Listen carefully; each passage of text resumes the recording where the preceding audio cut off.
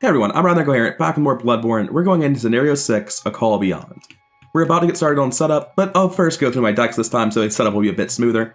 Let's talk about the upgrades we've made. In parallel skids, we bought Ace in the Hole over Knuckle Duster and Another Day Another Dollar. Behold, feast your eyes. The one and only main deck that has no weapon of any kind for a fighter. It's nonsense. I have 2 weapons from the scenarios, so yeah, sure. I'll just cut the weapons from my deck and use those instead, I guess. It's not like they're amazing weapons, they're both basically big machete. But like, that's all I need, man, that's good enough. It's just really funny that my fire deck has cut every weapon. Anyway, I've got an Ace in the Hole and Another Day Another Dollar. Seems like if I'm gonna cycle my deck every couple of turns, may as well run Ace in the Hole, right? Then, coming over to Diana, we upgraded Clairvoyance from 3 to 5. We upgraded Divinations from 1 to 4. We got a second Fool Me Once. We upgraded the Bandolier to hold more hand assets. So that, like, you know, if we ever did somehow have more time and money than God, we could play both Twilight Blade and the Keepsake. Not that we've ever played a single item with the Bandolier and even gotten the slightest value out of it. It's just completely unnecessary. It shouldn't be in the list. Bandolier is a waste, but damn it, I'm going to keep playing it and hoping it does something. So, coming over to Scenario 6, we've been chosen to bear it, so we proceed to Call Beyond 2. We recalled the way forward, we're remembering that, go to Call Beyond 3, which goes to Call Beyond 4. And then, since everyone dreamed of adventure, we immediately increase recognition by 1. The second person getting adventure has no value. So I don't know what it's going to check for, but it's not going to check for 20. We're substantially above threshold. Anyway, set up, gather some encounter sets. Then, based on recognition, you're going to gather more if it's 12 or higher. And if it's 13 or higher, you get a Milkweed enemy. And then we get Hunters. And then we put some stuff into play. But first, let's get through what we've done already. We don't need this Hunter set. We've got our own Hunter set over here to work with. These 2 are going in. I guess we know it's not that guy again. This will go in our encounter set in a second once we've chosen it. 2 encounter deck setups. 12 or higher, 11 or lower. I keep looking at the one that has the lower recognition and finding like it's barely any different. This is 36 cards, this is 49 cards. I strongly suspect you just have more cards added with higher recognition. It's going to be the Wintered Lanterns. I'll know the recognition cards when I see them because I played Bloodborne is how I feel about that, so I'm just going to delete the lower set. It says undefeated enemy, I believe it's just the one, right? Yeah, you only get 1. But I think these change each time you see them. Like, yeah, these aren't the ones we saw last time. Yeah, all of these are new. So I don't know what the point of phrasing undefeated as is. Anyway, it's random, right? Without looking at it, so it has to be random. We got that guy. These other 3 can go away. And we don't need a stack, we just need to remember which ones we killed. We'll get new stacks as we need them. We did the Hunters already. Put 2 of the 4 mirror chambers into play according to the following... Oh, what the fuck? Okay. This is getting real lost in time and space, or real Black Throne, maybe. We have Mirror Chamber, Player Cards, Mirror Chamber. What are you telling me to do with them? Why are there player cards? Set the other 2 out of play, shuffle the remaining cards into a separate deck, unrevealed side face up. This is called the Nightmare of Mensis deck. Each player begins play at the Mirror Chamber indicated on the following page. It doesn't really appear to be indicated on the following page, which one we start at. It'll become obvious eventually. Face down player cards represent empty spaces. We've done this before. It's on the next page.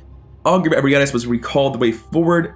Put the top card of the Nightmare of Mensis deck into play in the empty space directly to the right of the Mirror Chamber starting point. Cool, so we start on the left. Ignore any forced effects that putting this location into play may have. Put the double-sided Mikolash Severny enemy into play at the second available empty space. So that would be the 3rd if you have Augur, right? It would change. And he has Greco-Roman mythology side face up. Then we shuffle the remainder of the encounter cards. We have the Nightmare of Mensis. Throughout this scenario, new locations interplay from the top of the Nightmare deck. After you move to an empty space, you draw the top 2 cards of the Nightmare deck unless instructed otherwise. Choose 1 to put into play at the location of the empty space you're moving to, and complete your move action and move to it. Shuffle any other location cards drawn back into the Nightmare of Mensis deck. Is the Nightmare of Mensis deck, like, got different locations in it? They all just say Nightmare of Mensis. It doesn't... I'm not making a choice. What's the point? I don't understand. The revealed side of each Nightmare of Mensis may have a forced effect upon entering a new location from the Nightmare of Mensis that cannot interplay in a position already occupied by a location. If a location's forced instructions are impossible to fulfill, shuffle that location back into the Nightmare deck and cancel the move. Shattering locations. During this scenario, you will sometimes be instructed to shatter a location in play. This is done by removing the location of the game without replacing it with an empty space. Locations in the scenario are connected by adjacency, therefore when a location is destroyed, any locations in the empty space on either side of the shattered location become connected. If a location with victory points is shattered and has no clues on it, place it in the victory display. Empty space. You place empty space by taking the top card of the active investigator's deck and putting it into play face down in the indicated position. If there's no active investigator or lead investigator, empty space is not a location and cannot be entered by enemies and investigators unless otherwise noted. It does, however, count as a location for the purpose of determining the distance between two locations. A location can enter play in a position occupied by the empty space. Should this happen, the empty space card is shuffled back into its owner's deck. Now, we've done the encounter deck setup. Over here, after drawing your opening hands, lead investigator puts them down. Are they already in play? Yes. 1, 2, 3, 4, 5. Is that what's up here? 1, 2, 3, 4. We have 5 snap locations, so little bit misleading. All right, I think to continue setup, we need to do our mulligans, so let's get into that. We draw 5, obviously. Let's make it 6. Saw Cleaver. I'm greedy as hell, man. Like, I don't want this Saw Cleaver. Diana's gonna hit Cyclopean Hammer and be better at fighting than me anyway. Who cares? I don't think I need Faustian Bargain. Manual decks to use my ability with, Emergency Cache, Cigarette Case to cycle a little bit better. I don't need to hold Saw Cleaver. That's nonsense. I don't believe. These are for my Hard Knocks. This is for my Black Fan, in case you're wondering why I have all these extra tokens. Now, up here, we already put all the cards into our decks that we should have otherwise. Haven't remembered Dark Insight this time. We have a Rite of Seeking and a high-level Divination. And 2 Denies. Is that, like, just good enough? This hand gets to 4. I don't need Rite of Seeking and Divination, so I can toss the Divination. I don't think I hold 2 Denies. I think it's better to draw for other stuff. To the wrong hand, of course. Rite of Seeking for days, cool. Right now, no one can fight, so we're a little bit spooked. We're going to start the one on the left. We're going to place cards face down until there are 4 locations between these. Because we recalled the weight, we're going to drop 1 here. This will go back into my deck. I get to pick from 2. All right, cool. I picked the other one, and this one shuffles back in. Like, that's not a choice. They're the same card. I don't even understand why it makes me do that. Just make me take the top one. What am I doing? Wait, these rules were contradictory. I thought they were, but going back, this says choose one to put into play at the location in the empty space you are moving to, implying that you're doing a move action to an empty space. And then over here, it very specifically says, doesn't it?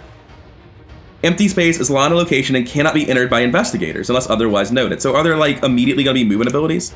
You ignore the force decks on the first one, don't you? Oh. Was that for the Augur of Ebrietis? Is that where that was listed? This doesn't have any forced effect. Is there forced effect up here? There's no forced effect on this side of the card. Is it supposed to go into play revealed side and face up? Am I supposed to look at them when I make my choice? Like, what's happening? Something's just not written quite right here. I'm sorry. So, like, do all of these have force text on them? No. But a lot of them do, apparently. Okay, so the only way to make sense of this is that you must be looking at the unrevealed side, right? Draw the top 2 cards in the Nightmare of Mensis. You're supposed to reveal them. Otherwise, this isn't a choice. This is literally nothing. So we're going to play like that. We're going to make a note that it should say, reveal the top 2, pick one, shuffle the other back in. So we're going to reveal these 2. This is a force text where it goes into play, search the encounter deck and discard pile for Nightmare Apostle enemies and spawn them at this location. I'll pick the other. Actually, this doesn't go off. If this is in play when the agenda advances still has clues, remove from the game and replace it with an empty space, not add to the victory display. Isn't that just what Shattered means? Force if the agenda advances while this is in play, which is obviously true if it's in play. That text is redundant. All of this should just say force if the agenda advances, shatter this location. That's just, like, tremendously more text. We've introduced these rules already. We don't need to say them the hard way. We introduce these as terms. Oh, do not add it to the victory display. But that's also that's already in how Shatter works. We know that. So since this one is a victory location with Forge Shroud, I want to go to it, but we can't do it immediately. So instead, I'll take the other one. And despite the fact that this says I can't move there, unless there's something up here telling me I can move. Yeah, according to the rules that I've just been very explicitly given, I literally cannot progress the game. This empty space thing, empty space is not a location and cannot be entered by enemies or investigators unless otherwise noted. If that's true, the scenario doesn't work. And I was just given instructions on what to do when you move into empty space. We're done with that. Let's get the Mensis deck over. Let's put it next to Mikolash. I also need to make a note that it's not clear if he should be here or there. I'm assuming it's always second, but I will make a note about it. And I think we're ready to start with some assumptions made about how the rules should have been. Because there's just no way for me to know what to do. I'm in empty space. And there's nothing anywhere that tells me to go further. We also have some set-aside stuff. I'll get that out now. Spoils, which aren't really important. More mirror chamber and more mirror. Yeah, okay. Cool. It's just 2 more mirror chambers because we need them for the later diagram. Relatively little set aside, but I am a bit spooked. We're not really getting 2 Shroud clues at the minute. It's kind of sad. I'm going to go first on this. I'm going to draw 3. That's not how that works. I'm going to draw 1 and gain 3 resources. Just forgot how the game was played for a hot second. I'm going to play Hot Streak, gain 7 all the way up to 15 because it's fully upgraded. I'm going to play Lucky Cigarette Case as my last action. Then before Diana's turn, I'm going to gamble. I'm going to get Manual Dex, which puts me 6-0. I'm going to take that 6-2. And let's see how it goes. 7-2. 4-2. I still draw 2 cards, and I get to search the top 2 with my cigarette case. Quick thinking it is. That's not the one that goes to my hand, that gets tapped. And I make my money back, and then earn twice as much. Cool. All told, good turn, good turn. I got, like, way more money now. I forgot to start with 2 more resources because of Another Day, Another Dollar. I've just been ignoring my permanents this campaign, and apparently it hurts my brain to do so. Anyway, over here on Diana, what's Mikolash do? I should check that. Aloof patrol nearest vacant empty space, otherwise highest shroud. Force at the end of the enemy phase of Mikolash has not resolved his patrol keyword.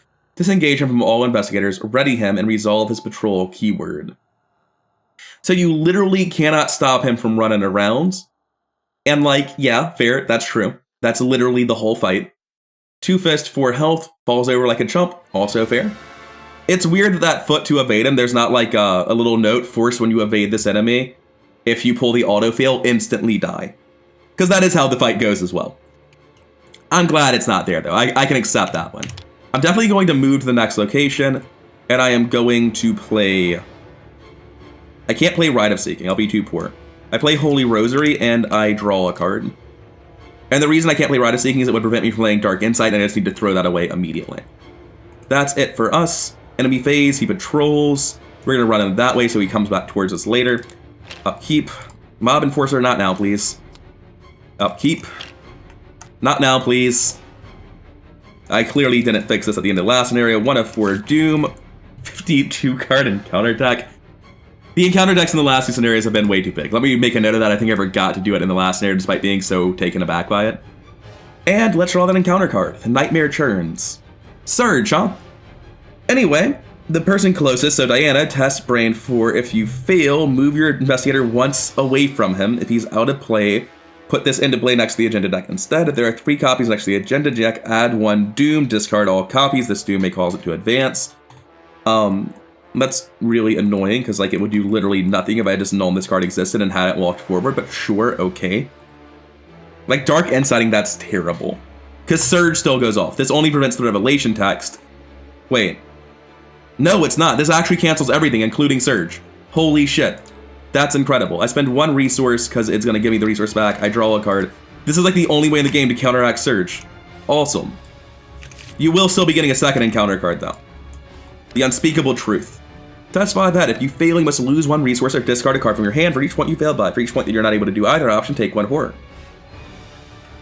Oh, we're starting off down 3. And that's like just the end of that. We're down 3. That doesn't seem like a good thing. If you fail, resolve the forced effect of your location. Cool. That's terrifying. That can spawn, like, player enemies. Hate it to death. That is absolutely fucking horrifying. Hopefully most forced effects aren't that bad, because that is just, like, the most terrifying thing in the world. What are our other effects? -2 if you fail, shuffle the closest enemy location back, or closest empty location back in the Nightmare of Mensis, and replace it with an empty space on top of your deck. Most of these aren't too bad. The Squid is absolutely terrifying. Anyway, that was -3. That's a fail by max. Lose 5 resources, 5 cards. Take your pick. I play lucky to fail by 2 instead and draw a card. And then I just spend 2 resources, I think. Seems like the sensible thing to do. Then over here, we've got the Snatcher immediately. No one has weapons. We cannot fight. Okay, we're good. I'm going to go first on Diana. I draw a card. He tries to hit me. I draw this after, unfortunately. I play Deny Existence, and he doesn't hit me. And I gain a resource, and I draw a card. I'm going to attempt to evade him with Promise of Power? No, I don't think so. I think I just end my turn so I can get hit by him again and trigger again. I pass. The tempo's unreal. I'm unstoppable. That's so bad. We can't do that, right? You just play Emergency Cash, right? Like, it's more valuable. I'll take a damage, it's fine. For fuck's sake. I use Second Deny.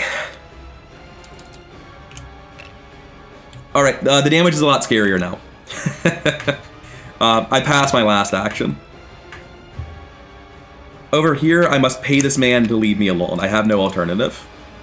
I'm going to play an easy mark. Doing it backwards because I'm an idiot. Draw a card. I think I'm going to move forward as well. Then last action, we want to gamble. Oh no, we don't want to move forward. We don't want to move forward. That's very untrue. I just realized I have Hard Knocks in hand. It's not the bad Hard Knocks. Get rid of these stupid resources. Get the tokens that are way less dumb. This makes perfect sense. And then I gamble after my turn. Tap both of these. 5-0. 6-0. Bet 2. 4-0. Quick thinking fails, but I get 2 resources. So that's not all bad.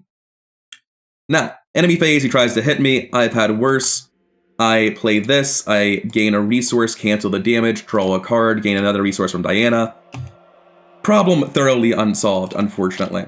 Then we upkeep. Ward is nice. Diana's coming online really fast. She just doesn't have her hammer yet, but she probably will soon. Ace in the hole, huh? That'll be helpful to solve the predicament we find ourselves in. 2 of 4 Doom and Evil cards. I see you're back. We are testing 5-4 this time, so like theoretically they can pass. I'm just accepting it though. There are no resources. We pass. Get out of here. Anyway, that surges. This also surges. The Nightmare swirls. It tests 3 head. If you fail, shuffle the empty location closest to you back in the Nightmare. There are no empty locations closest to me. So test 3-headed, you cannot take 1 horror and it gains Surge. It already has Surge. What is the phrasing on Surge? As far as I'm concerned, you either have Surge or you don't. Double Surge isn't a thing. So, this isn't gaining Surge. I'm gonna make a note that it already has Surge. Anyway, what are we doing? You're failing a 3-head test. I can throw Savant at it. Get +4. It's just 1 horror. I don't care, right? Yeah, I take a horror. Whoop. And I get another card, Surge again. Cool, there's an amygdala here. He's awful. I hate him. I want to leave. Cool, there are amygdalas everywhere. What can you do about these guys? Like, how do I go to the next location? Do I just walk into it? I forgot to do enemy phase. He patrols back. Yeah, the assumption is you just walk into empty locations, right? Nothing anywhere tells me that I can move forward. I'm having to make up rules to move forward. Okay, so I'm gonna go respond to the thread on Reddit and ask about this. And we're gonna pause the recording here. I should get my amygdala out first though. We're in a really bad spot whenever we get back to playing this. By the way, we're about to draw Ludwig the Accursed, so that would have been fun, but I guess not. Here's another lesser amygdala. They're just everywhere. It's a fucking infestation, man. So I actually cannot continue playing this scenario without asking for clarification. The rules are contradictory. I don't understand what's supposed to be happening. So I can't alpha test in any good faith if I'm just making up my own rules. I need to go ask what's supposed to be happening. Because best I can understand, you can enter an empty space and it just, you look at 2, which are here, and then you pick 1, and the clues don't matter. Alright, it's a little bit too late for me to continue playing this out, but I do want to give a quick update now that I've gotten clarification. first, if anything's different in any way than last you saw, I forgot to save when I was quitting out to ask questions, so I've done my best while watching editing to repeat all of the same things. We should be pretty much perfectly accurate. I might have missed a little thing here or there, but I think this is like the exact word state that we left in. Not 100%, but I'm hoping it is. So, it's correct that there is no use for clues at this point in time. You're going to use clues exclusively to shatter locations in Act 3. And, speaking of, I was asking earlier, isn't this just the text on shattering? And it's not. There's a very important difference, and I would recommend bolding this. Not necessarily on this card. You replace this with an empty space. The point of shattering is that there is no empty space left. Earlier when I started this scenario, I thought the scenario was huge. This is all the same map. It's not one map, then two maps, then three maps. This is one map and you're building it out. So it's not like a 30 location map, it's like a 18 location map. Now, as far as the rules with moving into empty spaces, technically they're accurate. First of all, you're not moving into an empty space, you're moving into a Nightmare of Instance, because this is going to replace it with a Nightmare of Instance. And secondly, it is otherwise noted. That's what this is. I kept glossing over this after a player attempts to move to an empty space, so this is otherwise noted. But I think it's mostly just the copy-paste. A real easy way to avoid this confusion is, where is it at? Empty space is not a location and cannot be entered by enemies or investigators unless otherwise noted. I would just cut out the or investigators here. In fact, does Mikolash even otherwise note? Technically, very technically, Mikolash doesn't note that he can move to vacant empty spaces. Like, sure, he's trying to go there, but nothing says he can. It's like the Spectral Razor fighting isn't attacking argument that you have, but very technically, he doesn't note it either. I think, honestly, you're just best off removing that line entirely. I'm not even sure there are going to be enemies that spawn elsewhere in the first place to like make it a problematic thing. It's just a sort of situation where you can easily fix the problem by cutting lines out, and I would do just that. I'm going to cut ahead a little bit because I wanted to read what this is. Your objective is to shatter everything but the mirrors. You want to cut away all the stuff Mikolash can run around away from you in, and once you're left with just 4 mirrors, you pend him and you win. And that's awesome. That's really thematically appropriate, a great way of like turning the mechanics of the game into an Arkham scenario. I really, really like that. However, if you play a scenario and there's literally no immediately obvious uses for clues other than getting victory, it makes players think they're doing something wrong.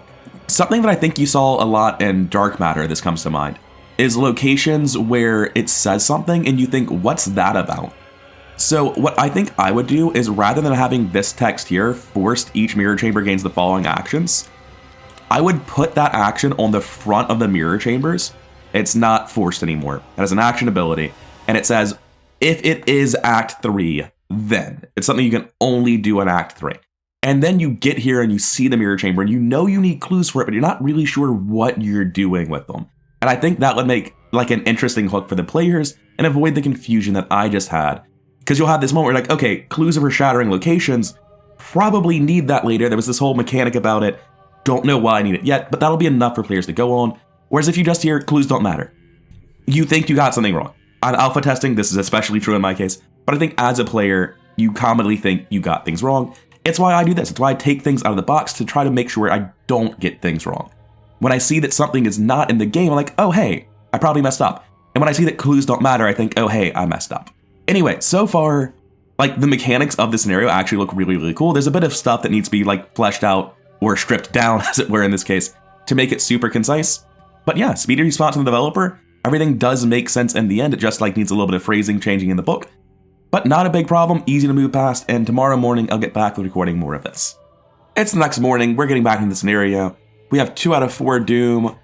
All of our cards that we need are still in our decks. I say the cards we need because we need to kill people, and not a lot of weapons going on around here. Admittedly, I have 4 weapons across 2 decks, so this is a problem I won't creating. But, well, another thing that's made this worse is when I was checking to make sure everything was done right, I realized that Augur of Ebrietis and Soul Cleaver were both not in this deck, so I had to add those to it, which is part of why Skids hasn't seen one yet.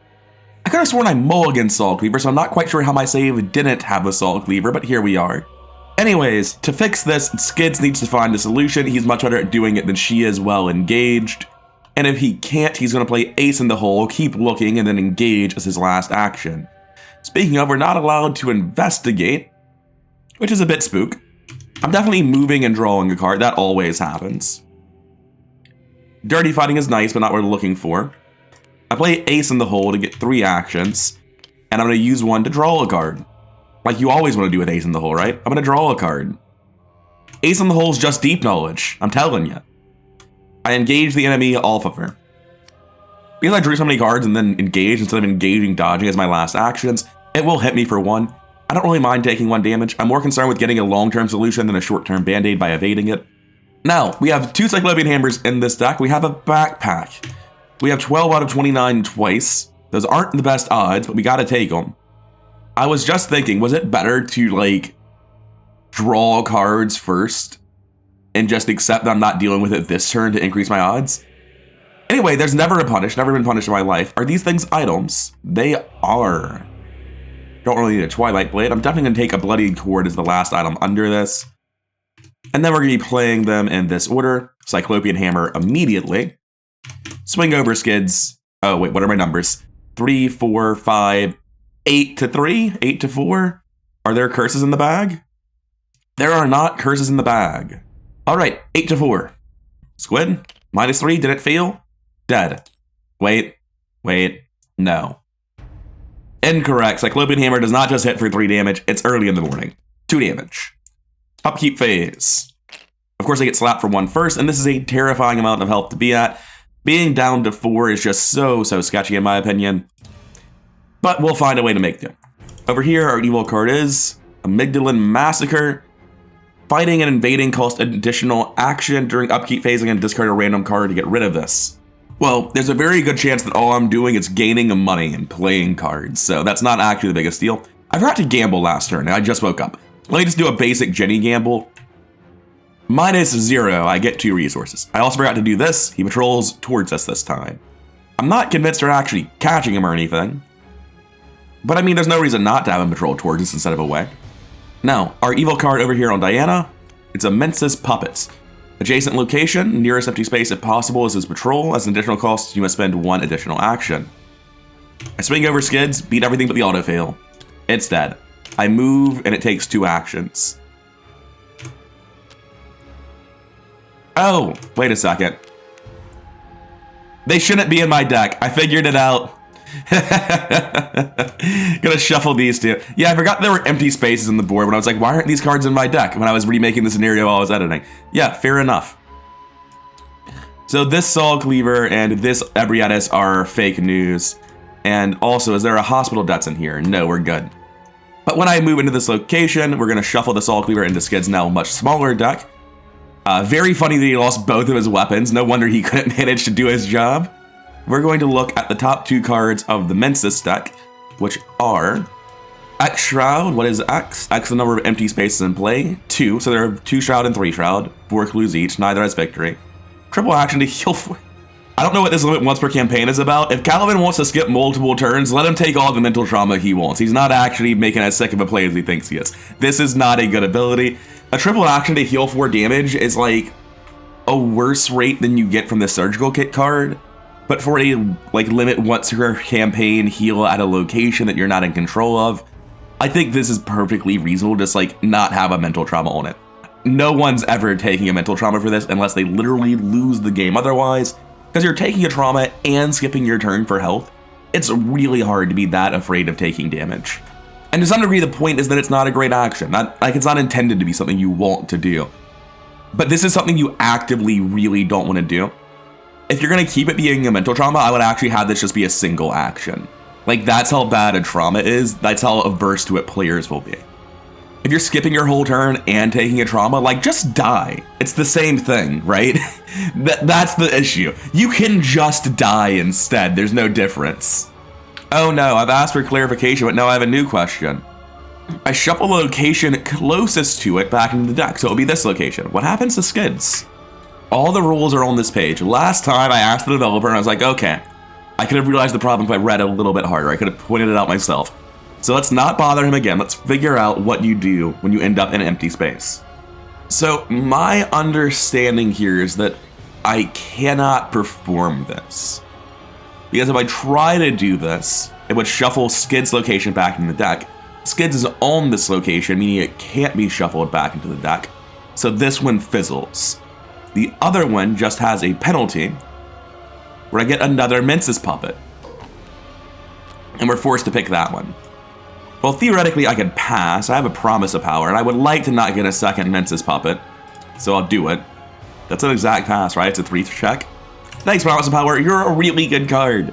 Summoning another Mensis Puppet here would have been a problem, because then I couldn't clear them both in one turn.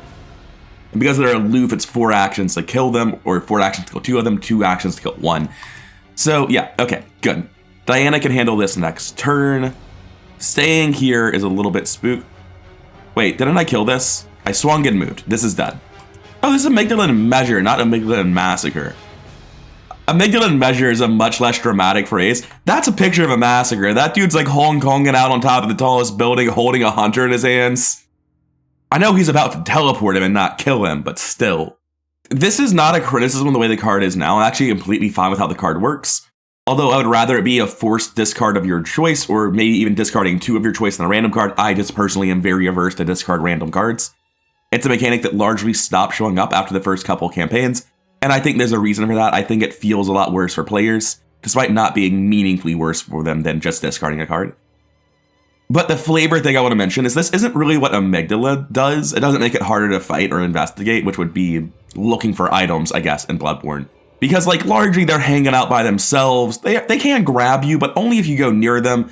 There's, like, one fight in the game that can really push you towards an Amygdala. It's that first Thumerian Doctor right in the courtyard. You know the one. The courtyard where you get teleported to the DLC.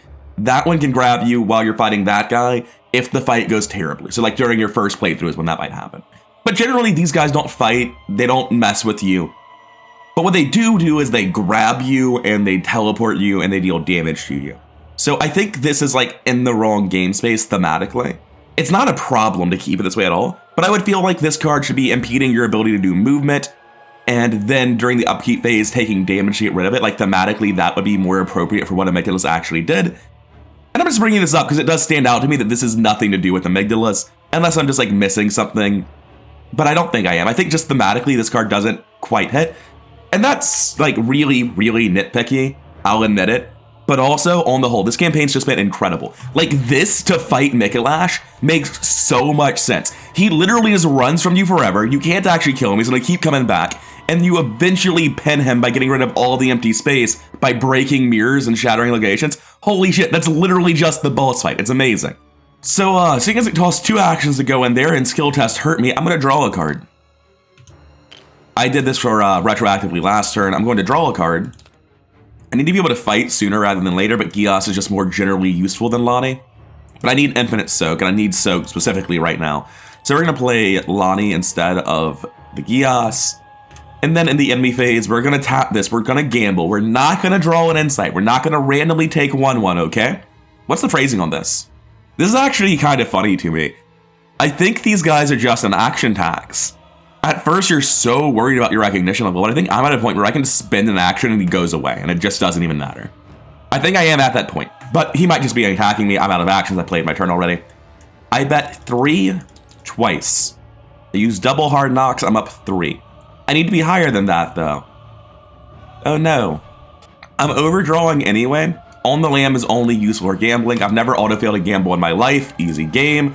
1, 2, 3, a 1, 2, 3, a 1, 2, 3, 1, 2, 3. Thanks, watch this. Thanks, gambling. Thanks, Skids. And now we go into upkeep phase. Hey, Faustian Bargain. For Doom, we progress the agenda and we see what this does. He is not out of play. If he was, he would show up at a mirror chamber furthest from us. You don't need to say ready him. When he enters play, there's no summoning sickness in this game, so you would just resolve his keyword immediately. It should just be from all investigators and then resolve his patrol keyword.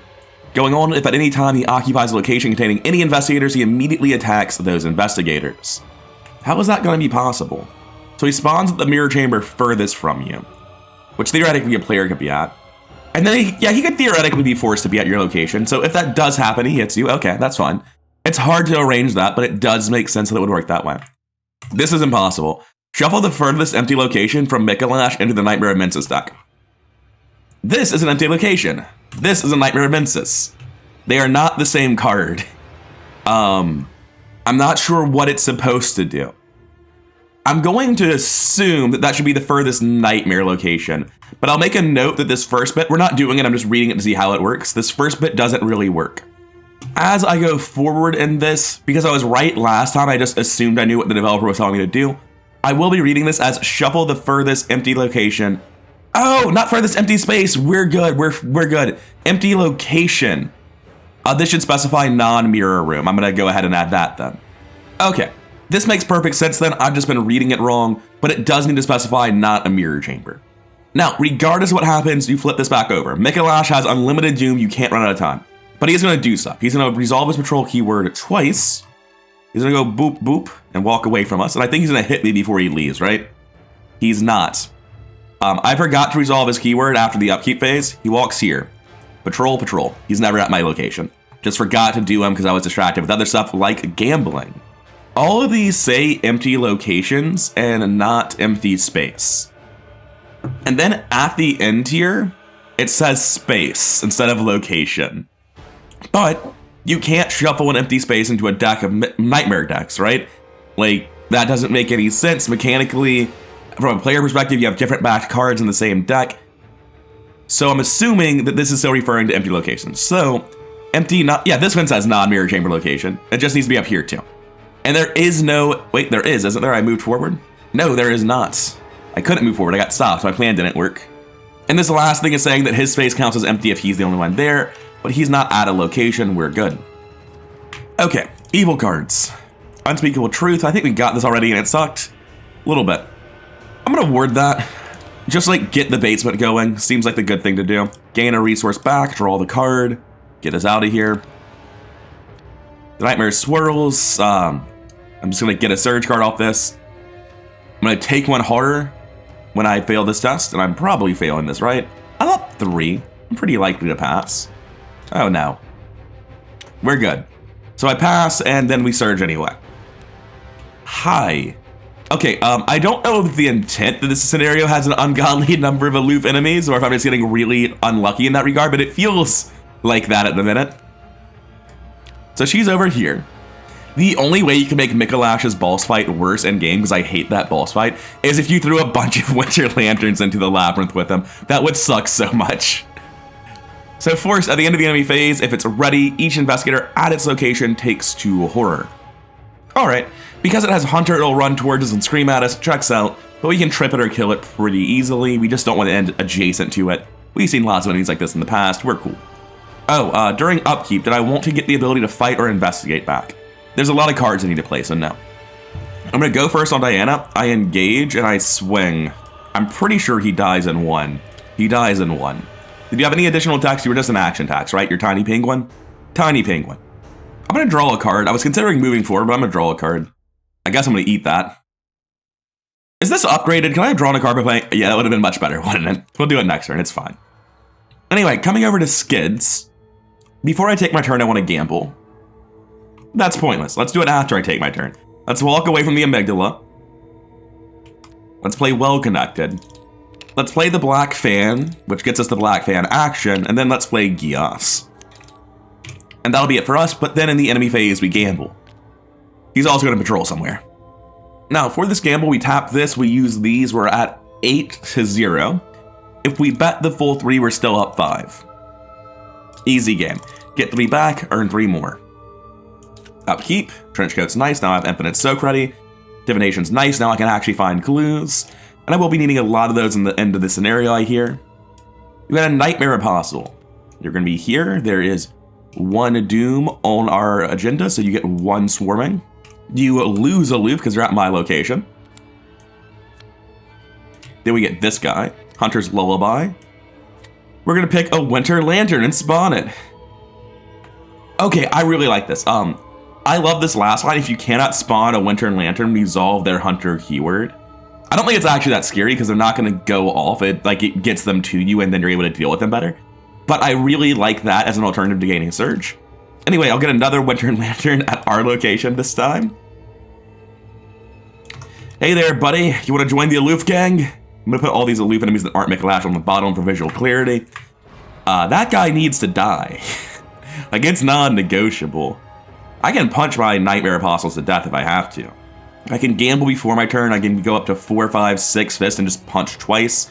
Beat -4 with Hard Knocks. Well connected the gamble. Okay, I well connected the gamble.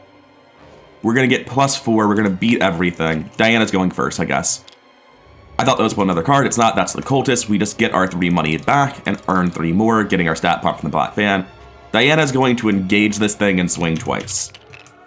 And I mean, the vast majority of the time it dies.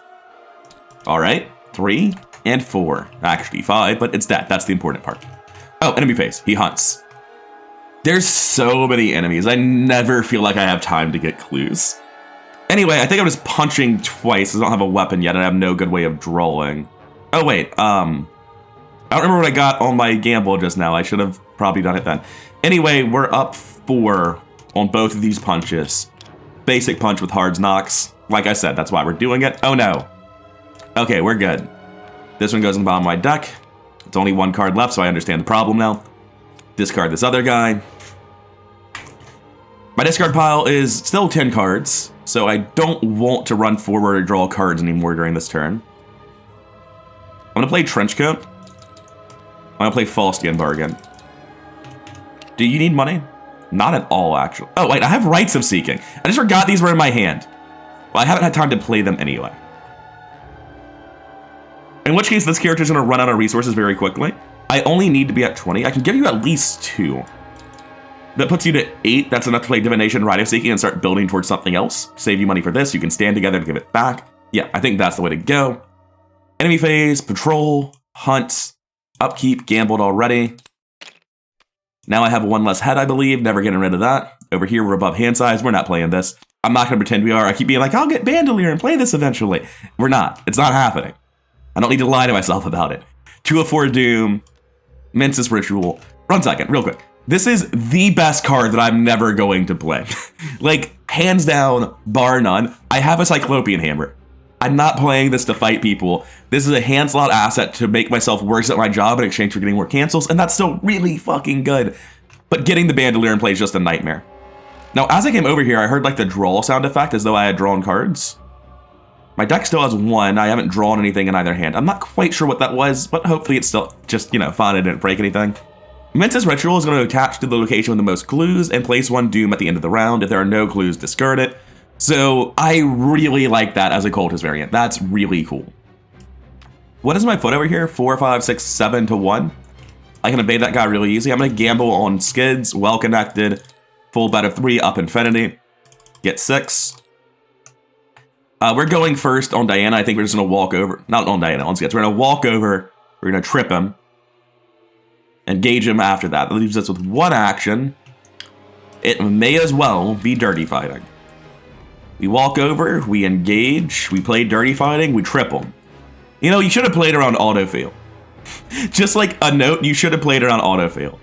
Also, this fits in line with Hound of Tendalos from Dark Matter. This is my favorite thing I've ever seen in a card. This is the second card I've seen it done on. It's only been done in fan campaigns to my knowledge. Winter Lantern pops out of its art box and covers up where the damage should be, because the damage isn't from fighting this thing, it's from something else. You can walk around with this guy engaged with you. We won't do anything until the enemy phase anyway. Tendalos Alpha also broke out of its card box. With Tendalos Alpha, it was like really lore relevant because that's like what Tendalos Alphas are about. That's what the Hounds of Tendalos do. They are very, very weird. With Winter Lantern, I just like it because like it's such an odd and terrifying creature. Breaking out of its art box feels appropriate, even though it's not really what the lore of it's about. It's still really, really cool, and I love that. Anyway, don't auto-fail. Cool, here you go, Skids. You don't take 2 horror this turn. Also, you try to dirty fight it. And I am allowed to fight it. I use the fight action, but I can't attack it because it's aloof and I'm not engaged with it, so it fizzles. I hate that so much. I hate... Aloof should only work on ready enemies. It just feels like it was misprinted and they refused to errata it. And as this card exists now, I think it might finally get errataed. Because until this happened, no one really cared. But now that Dirty Fighting exists, the rogues that are dodging the aloof enemies are like, we would really like to be able to kill them. And you just can't. Anyway, over here, really simple turn. I spend 8 resources to play Rite of Seeking, Divination. Last action, I investigate with Rite of Seeking. My number is 4, 5, 6, 7, 8 from the Rite of Seeking to 3, pass by 5. I will take 3 of the clues. You know, that wasn't enough of the clues. It gains a Doom, and the agenda advances because of it. Well, look, we're working on it, okay? Anyways, he's in play, so he's going to Move once, move twice. He's on Skids' location the whole time. Does he attack Skids twice? Skids takes, I believe, just 2 horror, right? No, he takes fucking 4? I don't know about that, man. I don't know about that. Is that the sort of thing where I think it's so obviously should be limit once that it shouldn't happen, or should I be playing around it to prevent it? Because I gotta been better off staying over here and taking 2 horror split on these guys, right? Instead of spending my whole turn tripping this guy. Also, speaking of, he readies. I should take my upkeep phase as well if I'm already doing Doom. Oh, also, this should be in my deck, and we should be drawing a random card from my deck and not just a guaranteed Soul Cleaver. Alright, cool. And we should have done this. Like, we're going to keep this. We're just debating on what the rules should be. You got the Ritual Cloister in the Depths of the Loft. I really like Depths of the Loft. Are the Lesser Amygdalas elite? They are, so you can't pull them with it. It's really, really appropriate. My only complaint was that it could pull Amygdalas, and it can't. I also really enjoy that the Lesser Amygdala is still an elite. That's really appropriate. That's great. There's so many little flavor things this campaign just does wonderfully. Anyway, we're not taking the Loft or taking the Victory location, we believe. Now, this one is still scary as hell because you need to seal with it. I would like to see it eventually have the seal functionality. I understand that this is like early alpha though, so it doesn't. But it'd be great if that was added eventually. We're sealing a -1 on this location. Anytime you take a test at this location or an adjacent location, any test, you get this -1 in addition to your normal token. Which is wild. And it's Victory though, so that's nice. No, we were debating whether or not we took 2 horror or 4. I think you're supposed to realize there's a possibility and play around it. It doesn't need to be limit once, you just need to not do bad at the game. And yeah, even though this is not an empty space, he's still gonna come this way because this is an unrevealed location, so the highest route is over here. There are no empty locations, still we have amygdalas at them, so the second part still fails. Cool. Evil cards. Why are you here? Why are you in my threat area? It doesn't do that, it's an aloof enemy. Another Eldritch Spectator. I think we're all out of amygdalas, unfortunately. Yeah, we're gonna have to move an amygdala to my location. So this one just pops over, it's getting real crowded. And then we get Amygdala Massacre over here. I didn't fight or investigate. Was I supposed to, at the end of that round and upkeep, not draw a card and discard? Yeah, I want this Soul Cleaver very badly, but we're gonna imagine I didn't draw this. I just forgot about Amygdala Massacre. We're gonna discard the one on the right, as always. Bye, High Roller, you were my favorite. Sad to see you go, but I mean it happens. I just have to do that so that I can start fighting and not spending a million actions. I know I haven't used Cigarette Case this morning, and I also know it would have helped me a lot if I had used Cigarette Case this morning. Anyway, we're going to start off by going to Skids can't go first. Is there a Lightning Bolt before player window? Yes, I can take a Lightning Bolt before my turn begins and gamble. I well connected the gamble and I bet 3. That's just what you do right now. There's nothing I need this well connected for. Well connected being recursive fast emergency cash is pretty gross. I don't know what that was, but it was definitely more than 2. We don't want hospital deaths, we want the Soul Cleaver. Come back? Okay, good. Unfortunately, Augur Ebrietis won't be in our deck. We won't get to use that one this time. I could easily afford to pay for it if I had it, but I don't. I'm going to play Soul Cleaver and engage. And this thing only has 1 fist. It's just swing, swing, and don't autofail, right? How hard is that? Seems super easy. Also, don't pull insight tokens. That's 2 damage, 4 damage, dead. No additional text about like not taking damage that I forgot about. We're good. I really like that these guys have 4 health, by the way. I think these are really well designed. I love them. I love that they're actually like easy to hit and easy to dodge. They're just going to like deal a huge amount of horror to you if you mess up at all. And they're just walking around in big problems. I really like them. Now, over here, I wasn't able to cancel. Wait, I am able to cancel this. I have a ward of protection. I don't like it, but I ward this. I just don't want to give up that tempo. Take another horror, draw a card, get it out. And the reason I don't want to like take that is I feel like I just need to be going fast and going forward. We're going to play this Divination. We're going to be using it for 1 charge. I guess I don't need to use that until I succeed, but it's at 1,000,000. Cool. I take 1 clue. This discards. I hope my skill tests weren't relevant to -1s just now. I wasn't thinking about that. Pretty sure we passed by huge margins on all of them. I'm going to move once, and I'm going to Rite of Seeking. I miss Luke having infinite uses of Rite of Seeking, man. That's perfectly fine. That's a -3. We have 5, 6, 7, 8, 9. We still pass. We take 3 clues. And that's it for us. Upkeep phase. The amygdala's probably not going to do anything. I think the fact that I got slapped twice by amygdala the first time I saw one really made me fear them a lot more than I have any good reason to. Hospital Debts, 104 Doom, and Evil cards. Madman's Epiphany, test Brain Expert, X the total amount of Doom, testing 0. Wait, no, I'm testing 1. Taking a damage doesn't really matter to me. But I would take 2 damage, which does matter to me. I'm testing 3 to 1, I'm not committing to this. Pass by 2. Over here. Wait, that had Surge, didn't it? That had Surge. Surprise, Skids, this is your card. Test 4 head. If you fail and you have 3 or more horror, take 1 damage. If you fail and you have less than 3 horror, take 1 direct horror and gain Surge. Okay, so I'll take a damage if I fail this, which is nothing but good for me. Bring it on. Thanks. Put it on the coat. I pay Lonnie to do her job and heal the coat.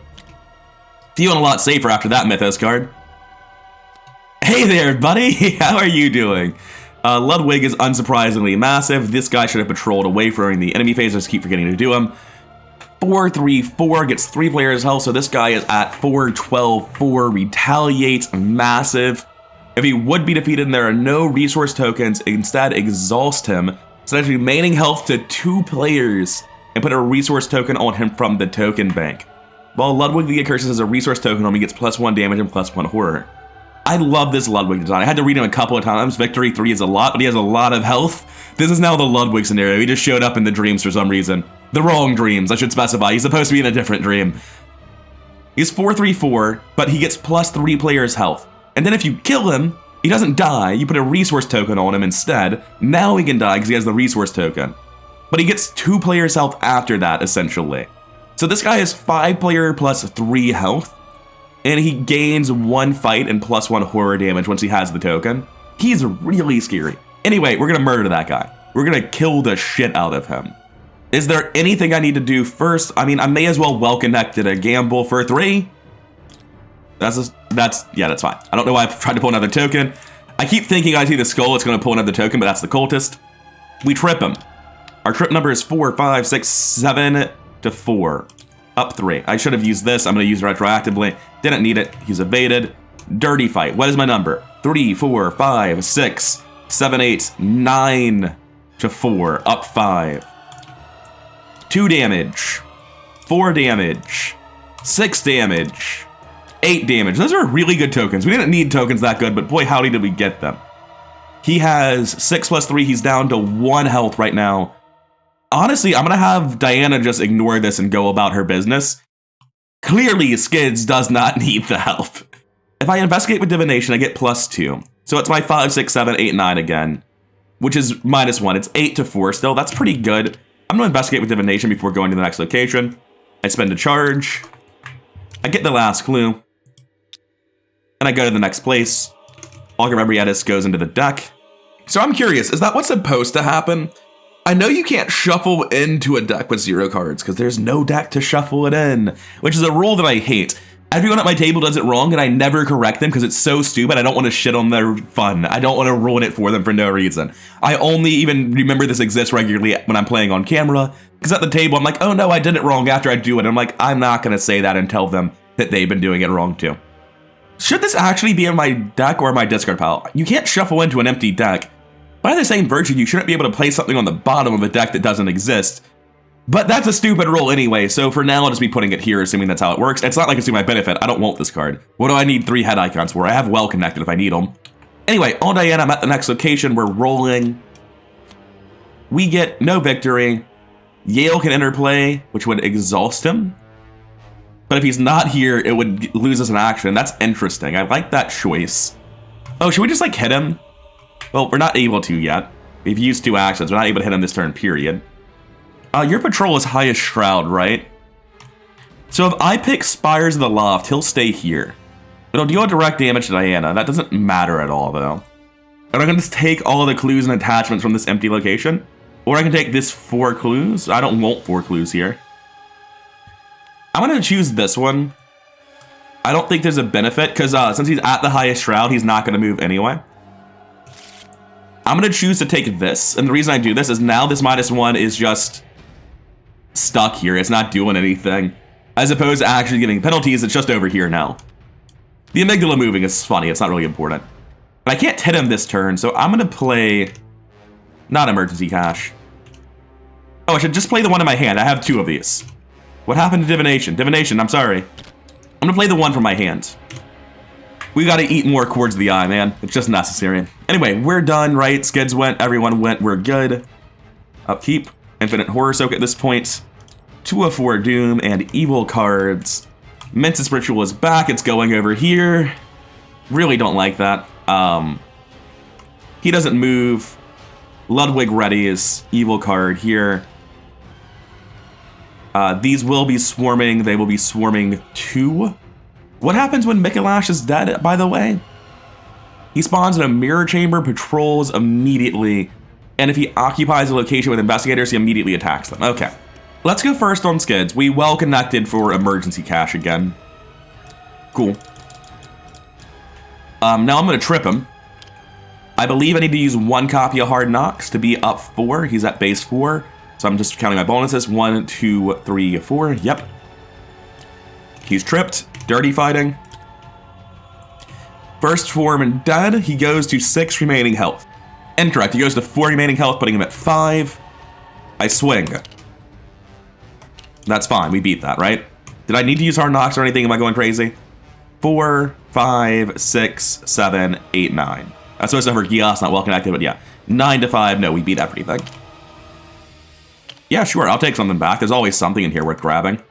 It's manual decks, probably. The downside of getting lucky 3 instead of lucky 2 is that I can no longer get this back, but it's not really important. Manual deck seems like the best card that's not on my hand, I think. Anyway, that was a brutally efficient killing of Ludwig. Thanks for showing off just how much boss killing you can do, Parallel Skids. Actually being the best at the dirty money archetype of everyone I've played so far, it's kind of gross. Just because of how much money he makes. Just like, he has a much smaller, more consistent deck, he makes more money. And I'm using him as main fighter because I don't want to, like... I hate hidden pocket setups. I hate them so much. There's so much setup time, it's just unfun. I'm probably going to replay Augur Varietis over the Soul Cleaver at some point. These guys are about to come for me. I can't really do this location without spending a shitload of money, but spending a shitload of money is realistically fine. Wait, what do you do? Oh, that's really funny. Oh, you just take my money? I don't fucking care. Yeah, I walk in. They engage. Take my money. See if I give a shit. You're barking up the wrong tree, pal. Alright, I engage Mikolash. He has 4 health. I'm going to swing twice. I'm not going to auto-fail. I'm not going to auto-fail and immediately take... Oh, wait a second. What's the phrasing? He doesn't move on the patrol. If at any time he occupies a location containing any investigators, is not a timing window. That's like massive, where it's just considered to be engaged. This is just a statement that is always true. The issue there is like with massive, you're always engaged, and with this, he just deals 2 damage infinitely and kills you. There needs to be a specific timing window, so it'd be like, I don't know, forced if Mikolash enters your location, then take 2 damage, or take 2 horror rather. And the reason I bring that up is because it's not immediately clear if he should be dealing damage when he's at my location, when he moves around, or should he deal damage once, or should he do it twice, or 3 times? Obviously, it doesn't go off infinitely and kill me. I think it only goes off once, but you could argue it goes off 3 times. Once when he starts at my location, once during Patrol 1, and once during Patrol 2, but he's not moving during this Patrol word, so I don't know if it's supposed to. There's a chance this is supposed to deal 6 horror, but I think this should be phrased as, like, when Mikolash enters your location, take 2 horror.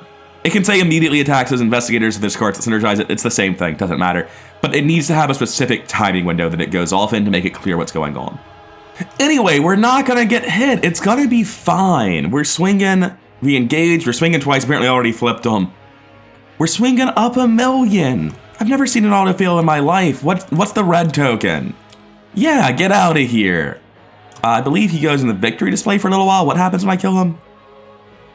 If you want Mikolash to always move, what you would want to change his text to for his patrol is nearest vacant empty space, otherwise highest shroud location he isn't at, which does get a bit wordy, and I think it's not really an important distinction. I think if he hangs out in one spot because there's only one left, like that's what happens in the actual boss fight, right? I think it's perfectly appropriate that he'll eventually stop moving and wait for you to kill him. So when he's defeated, we advance. So he is defeated. He is not almost defeated. He's out of play now. I guess without victory, he would just be set aside in the discard pile, right? He's out of play now, which makes sense. He wasn't a victory enemy, so he would just be in the discard pile if he was not set aside out of play. The resource bank gets a token. I don't have any resources up here, so I'm just going to use a Doom instead. Place the third mirror chamber and 3 empty spaces into play. Like so. We're going to move this all down. The Nightmare deck is now going in the middle of the board. All of you come down here. So, here's a thing. I've done this several times this campaign. I do not have a deck of cards. In a situation where I must place empty spaces right now, I can't. There aren't any. These mirror rooms are adjacent, nothing spawned between them. Like, that's actually how the rules work. It's trash. And that's apparently how it also worked in Before the Black Throne as well. So I'm not sure if you have to adjust the wording yourself. I'm just going to shuffle my deck, take a horror about it, and put down the cards. Because like that's obviously what's supposed to happen. But rules as written, these locations are adjacent. We spawn down to empty spaces anymore. Which is very silly. All right, so we're done here. And I think it's time to go... Did I not take Skids' last action? I don't remember what his turn was. I'm pretty sure it was move and I just didn't flip it. Anyway, upkeep, upkeep. They fucking rob me. I cannot believe this has happened. I really like Nightmare Apostle, man. I never bothered reading it before because I was always just like, nope, killing it because it's just easy enough to kill. Now that I've actually read Nightmare Apostle, I love this card.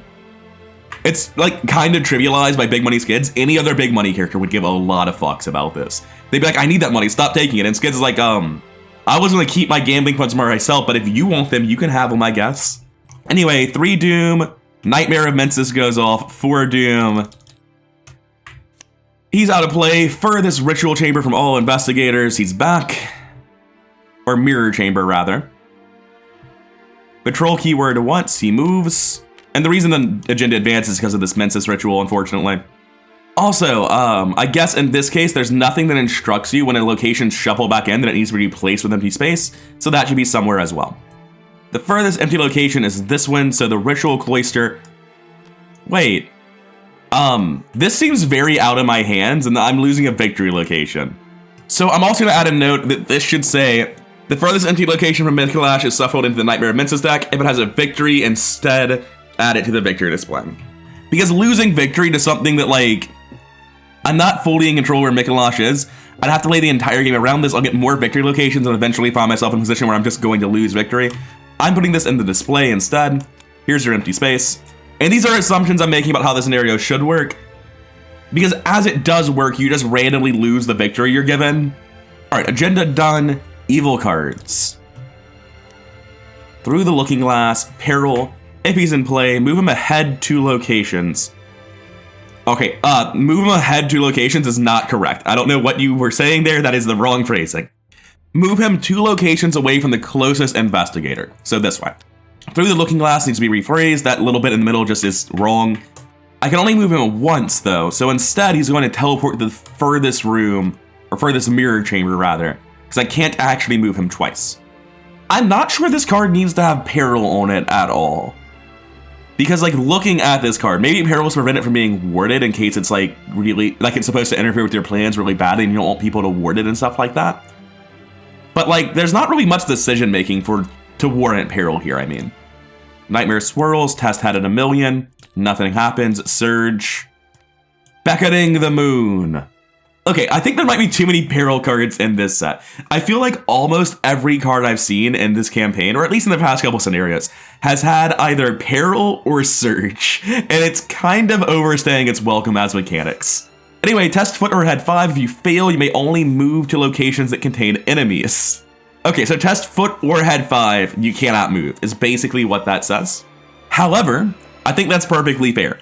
Those are high numbers, but if you're able to resist the Mythos deck, you should be able to do one of those tests. I think maybe it should be a 4. I think Beckoning the Moon might be a little bit overtuned. I think at a 5 test, there's a lot of characters. Like, mine are fine. I can deal with this. I wish I had a Guts, but I can deal with this in other ways. I'm at 5, 6, 7 to 5. I'm not playing this Bandolier. And I'm not playing this Dodge. I'll hold the Bandolier and use the other dodge, actually, to be up 4. Cool. I will take Ward back. Easy choice. Actually, I'm gonna take this instead of Ward. I've taken a lot of Horror because I keep warding things and I can't find Brother Xavier. I'm almost fucking dead. Like, I'm getting a bit scared over here on Diana. I need to stop warding stuff. And Beckoning Moon is gone. Now, over here, we do need to kill these little guys. We need to start moving towards Mikolash again. We need to deal with Mensis Ritual. Diana's just going to go backwards. Skid's going to go kill Mikolash. We're going to progress again. Our new act is like same as the old act, right? Test book 4 to damage him. If he's defeated, advance. Yeah. I think the book 4 test to damage him is right where it should be. You don't have to spend an action to engage him. There's no risk of taking 2 Horror because he's going to run away from you. He won't be engaged with you to hit you. I think book 4, even though it's much worse at killing him, has enough upsides that I think it's in line with just fighting him. I was thinking about that for a little while. So I think Skids is going to like kill this guy and run off. Diana can't quite get to her objective. She just gets there and ends her turn, unfortunately. But that's fine. I'm going to go first on Skids, but first I'm going to use this. I'm going to use Well Connected. I'm going to commit Nimble. I have 28, so plus 7. 8 to 0. I want to succeed by 1, 2, 3, 4, 5. So it's essentially 8 to 5 right now. I commit Manual Dex and Quick Thinking to go 9 to 5, 12 to 5. And I can now bet 3 resources and go 12 to 8. Cool. Minus 2. My actual difficulty here was 3. So it's 12, 10 to 3. I pass by 7. That means I can use Nimble to move 1, 2, 3 locations. I forgot that Nimble can't just move you 5 times. I really overcommitted there. I didn't need to use all this. Anyway, I'll draw 2 cards, gain 6 resources, get an action on my turn in addition to the normal actions. When I move through these locations, I'm going to have to do Mensis deck stuff. Let's see what our options are. We've got these 2. This is going to go back in my deck. It was Faustian Bargain. This is a victory location, but kind of out of the way at the minute. This text here on dangling cells doesn't need to be here because we've already given ourselves that rule earlier. Just bold it in the instructions if you're concerned about people forgetting, and it gives this card way more text than it needs. I think we have to pick dangling cells. Wait a second, have I seen my ally? Is Eileen down here? Did I forget Eileen, or is she down there? I know this is cheating, but like, I need to know if Eileen's actually in my deck, and I don't really, that's not even my cards, that's the other characters. Okay, so I forgot Eileen. I also forgot Dr. Yosef. They're right here. They're supposed to start with me. Yep, just forgot them. Well, they're both going to go here under the dangling halls, unfortunately. I cannot pick this one, the location closest to the College of Mensis.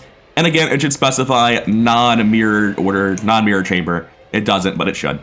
The location closest to it that we get shuffled in is this one. Diana is there, and I'm assuming currently the rule is that you cannot shuffle in a location if a player is at it, meaning that this location is invalid and I can't use it.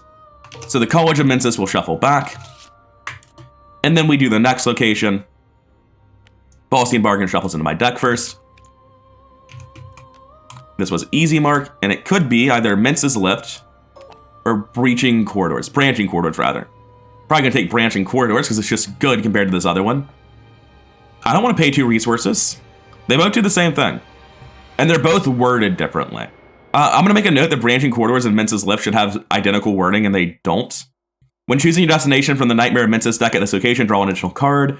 Versus, you may draw 1 additional card from the Nightmare of Mensis deck to choose from and moving to an empty space from Branching Corridors. These are the same thing, they're just worded differently and they shouldn't be.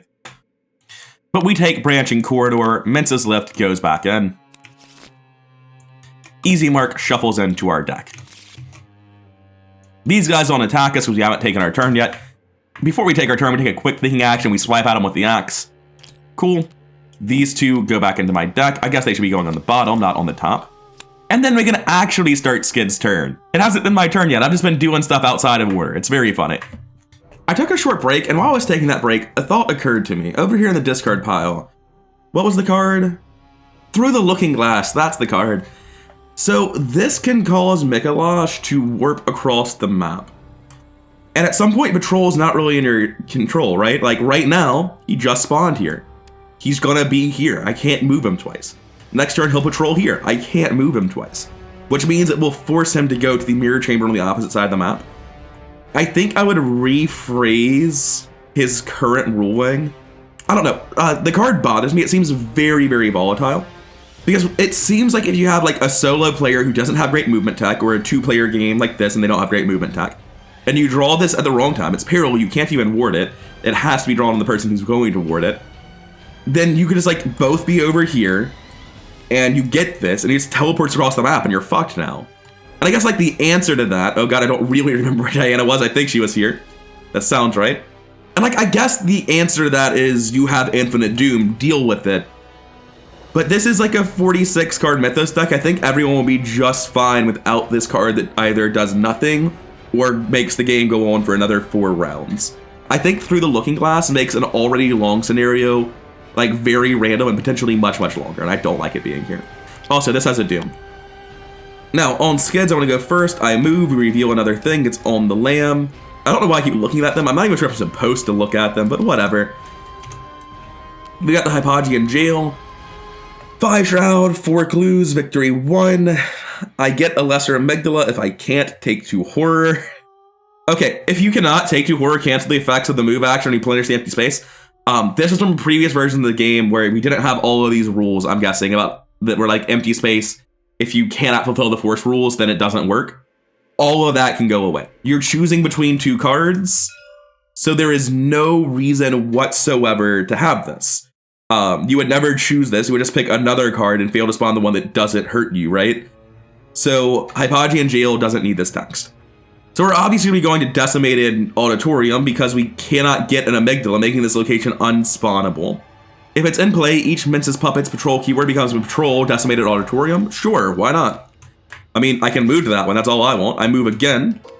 I spend 5 oh, I forgot to kill this guy. 1 second. Back here, I imagine I haven't been there yet, it's fine. I said I'd move, my second action was move. I swing at this guy as my first action, he needs to be dead. I'm not gonna give him $1 every time I do anything, get out of here. Now there's no way I get there and do anything useful. So my next action becomes spend 5, replace the Saw Cleaver with the upgraded Saw Cleaver, the Augur Vebrietis. That's not accurate to the game at all. The Saw Cleaver is like one of the best weapons in the game despite being super basic, and the Augur Vebrietis, along with every other arcane asset, just kind of sucks. But hey, I'm glad to see this not being game accurate when it comes to entire playstyles being invalid. This will make it a lot easier to deal with him when he comes here.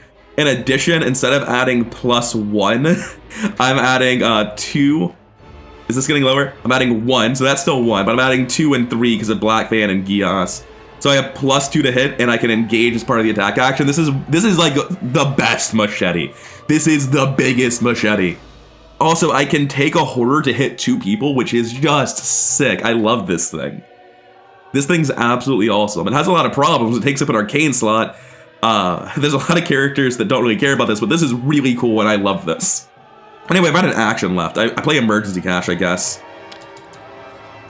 I gave myself cards. I need to take this Guts that I also put in my deck. I didn't upgrade it yet. I was looking for a purple card. These, get the resources out of here, should be in Diana's deck. And we should be drawing a different card. Hey, lucky level 3, good to see you. I don't know if I shuffled my deck. I feel like that was still high up in it. But I also don't care enough to go back and check. Now Mikalanush will come down and I can go murder him. Over here on Diana, we're going to reveal this. It's High Roller, get back in the deck. We're going to reveal 2 cards. At this point, I do need to address that I made some assumption about how this works.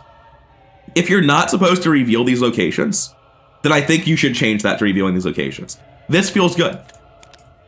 I take the top one, doesn't feel good. There's no actual decision there. Looking at 2 and making a decision feels good, and I like it a lot. Additionally, I don't know what the rule is for replacing a current investigator's location with an empty location. I imagine there might be an intent that like the character just gets moved off, or you instantly select a new location. But as there are no rules telling me that yet, I'm just assuming you can't. Now, anyway, we've got Bergenworth again. Forced when it enters play, every investigator drops 2 of their clues on their location. For each clue that cannot be dropped, put a clue on their location from the token bank. So we have Bergenworth, and we'll all drop 2 clues. And if we can't drop 2 clues, we'll put clues there from the token bank. Don't really see the value of that. Branching Corridors doesn't work, though, so I'm going to take Bergenworth. Put this one back. Oh, when I got this one, I was supposed to look at a third option, because I was at Menses left, or Branching Corridors. What would it have been? Lamplit Balcony. That's a really cool effect. Anyway, we didn't pick that one. I just wanted to like look at more cards in the deck. Now, this goes into play. Dropping player clues per person is very weird. That's exponential player scaling. It should just be each player drops a clue, and that's already player scaling. But like in a 4-player game, this drops 16 clues. In a 1-player game, this drops 1. That's really exponential player scaling that is probably not good. I'm going to make a note of it, in fact. Now, since Skids can't drop his clues, Skids is just going to add 2 clues to his location from the token bank.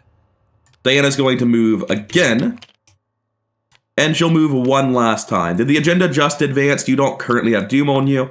And then at the end of the Mythos phase... Oh wait, you do have Doom on you. It's at the end of the Mythos phase. Okay, we're going to be going up to 3 Doom immediately. We can deal with it. It's fine. It's fine. Mikolash patrols. He's going to come looking for this 6-shroud location again.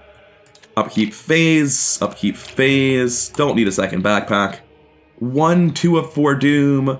This is going to get a 3rd Doom shortly. I'm going to forget about it, so I'm going to do it now. Pale Blood Sky. I have 2 insight in the victory display, so it would stop us from moving to new locations. I can get these clues, and I do need clues to do the objective in Act 4, or in Act 3 rather. So I just take this straight 3 to 3, and if I fail, I put it in play. Because our goal is to get these clues and kill Mikolash. It's not actually to move this turn. There should be 1 token on that. There is. That's a fail by 1. You can no longer move this turn unless... You know, there's no clues in your location, which isn't the case, so just you can't move this turn. Test 4 for Invite Madness.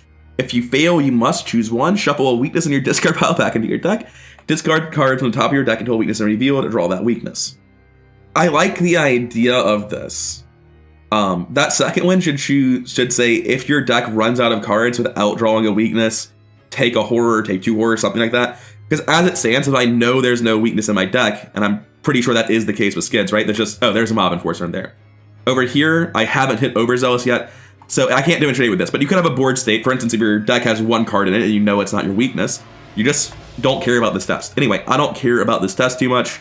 If I fail, I'll just draw Overzealous now instead of later. I don't fail, right? 4, 5, 6 to 4, -2. Get out of here. Spires of the Loft needs to be dealt with, otherwise it's Ancient Evils. We're going to be using a 1-charge Divination followed by a Rite of Seeking. If I get an auto-fail anywhere in this turn, I'm fucked. No, if I get an auto-fail on the last action, I'm fucked. It might be better to just use Divination twice to play around the auto-fail a bit more. But first action is definitely Divination, and if I pass, I spend 1 clue, or 1 charge rather, to get 1 clue. And now I can use Divination again, or Rite of Seeking. Rite of Seeking on auto-fail is Ancient Evils. What happens? We summon Mikolash, he spawns over here, he does nothing. Alright, cool, I don't care then. I am going to play a second Holy Rosary. I'm pretty sure this great big stack of cards does in fact include a Relic Hunter. So that makes me safer to horror damage, gets me better ahead, and then I Rite of Seeking and get the last 3 clues, which in turn discards this. That is Diana's whole turn. Over here, 9. We're attacking at 9 with the Augur. Baseline, no dirty fighting. We engage as part of the attack action. 9 to 2 for 2. Don't care. 9 to 2 for 2. He's dead again. Set him aside. Advance the act. We put another resource on the scenario card. We put the 4th Mirror Chamber and 7 empty spaces into play. Now, here is my immediate serious advice. If I had spread these out so that there were more space, there still wouldn't have been 4 spots on the board, it's just 5 wide. This scenario has run very long, the square is asymmetrical. Make all sides 3, just shorten the scenario a little bit. This is a very long scenario. I'm an hour and a half into recording today, right now. So it's just been going a bit too long. Anyway, we're gonna put 3 cards up here. We're going to shuffle my, actually that one's supposed to be 4 cards. Oh, I see, I had it slightly further over. We're gonna put another card there. We're going to put 3 here. We're going to take a horror, I guess. Skids isn't great at this. Nothing so far has dealt 3 horror. I've got Lucky, I've got Savant, I've got everything in play. I should be safe. Alright, and nothing else happens, right? Yeah, nothing else happens. We still have 2 actions left on Skids in the round. Anyways, our goal now is that there are no empty spaces remaining. The 4 mirror chambers are the only locations to play advance. You do this with the final forced action in the list. Forced, each mirror chamber gains the following action. Action, spend X player clues. Use the Nightmare Mirror to shatter X adjacent locations.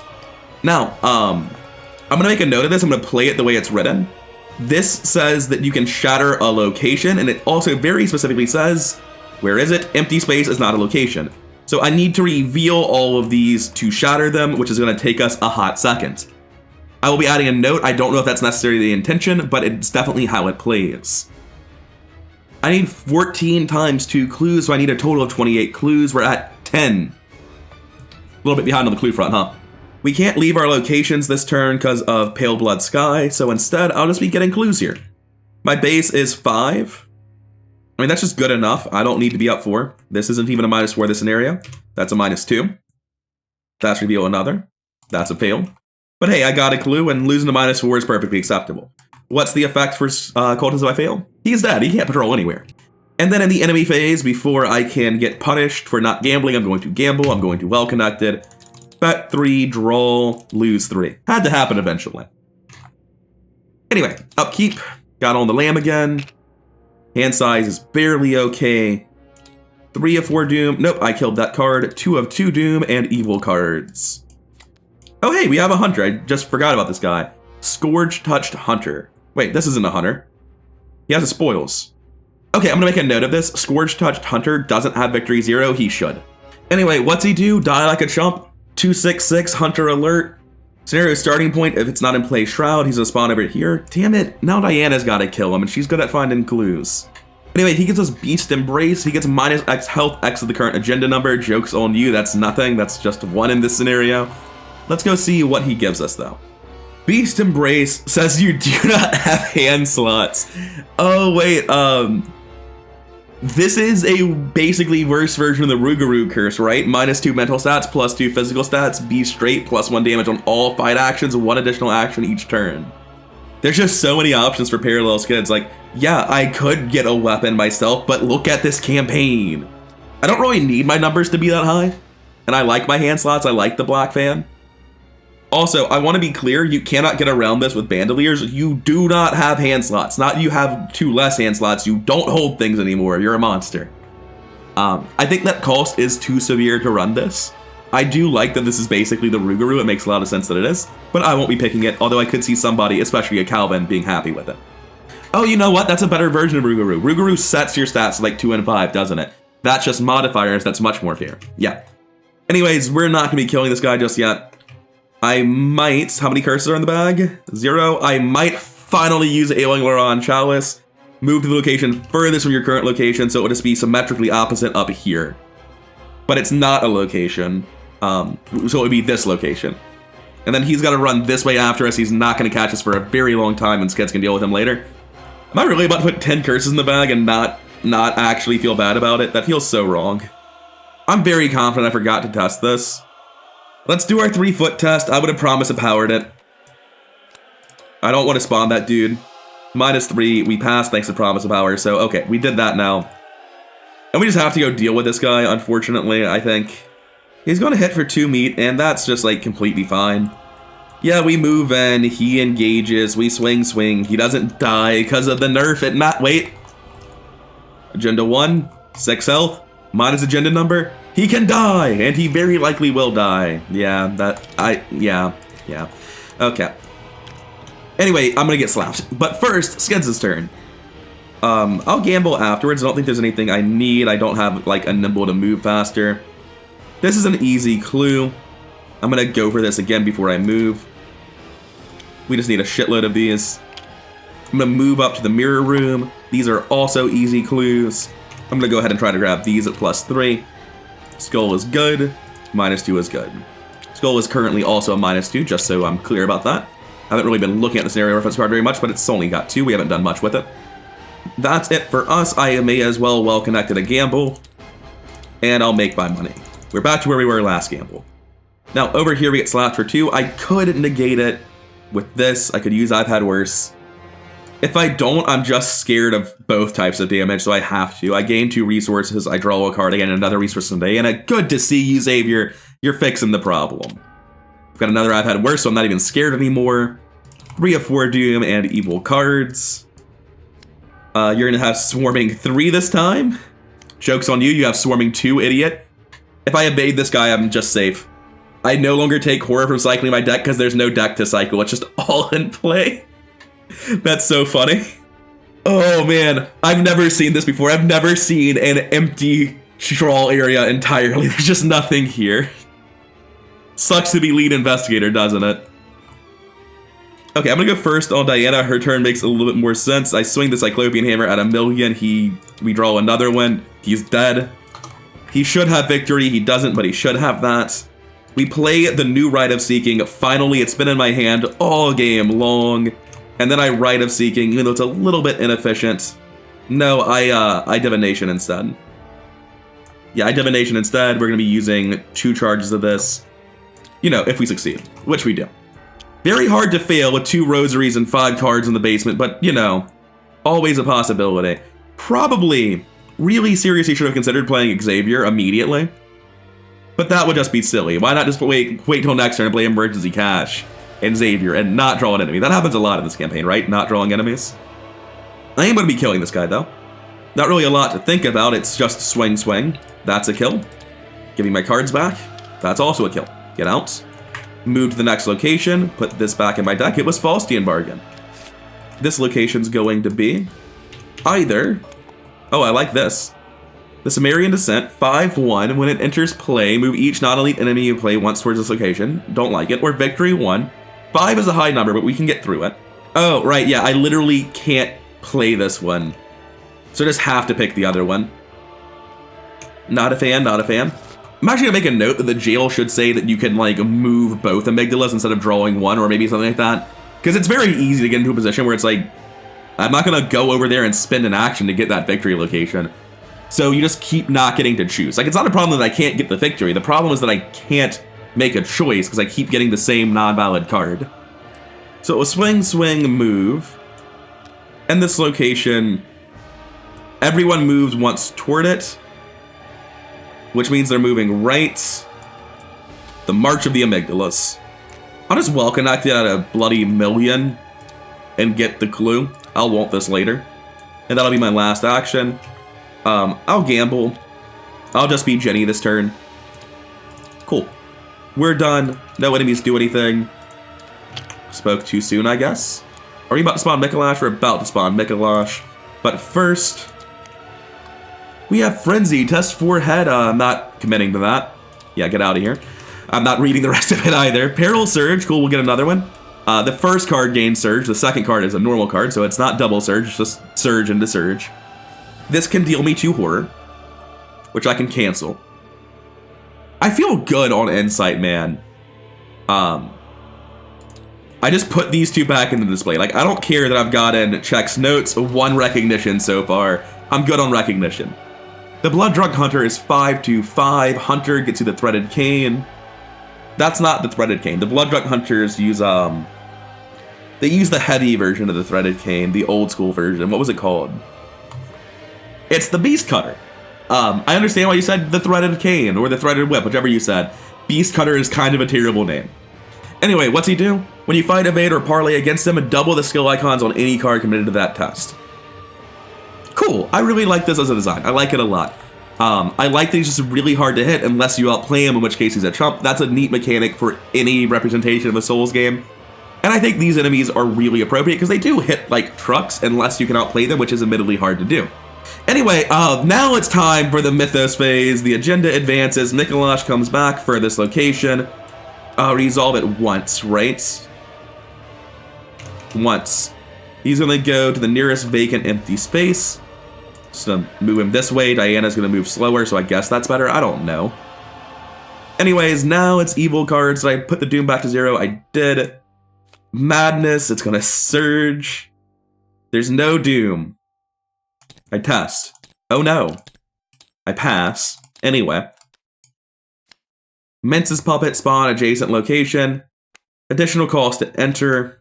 I'll throw him in front of me. I can deal with him really easily. We'll have to go back to this mirror chamber at some point. That's not necessarily true.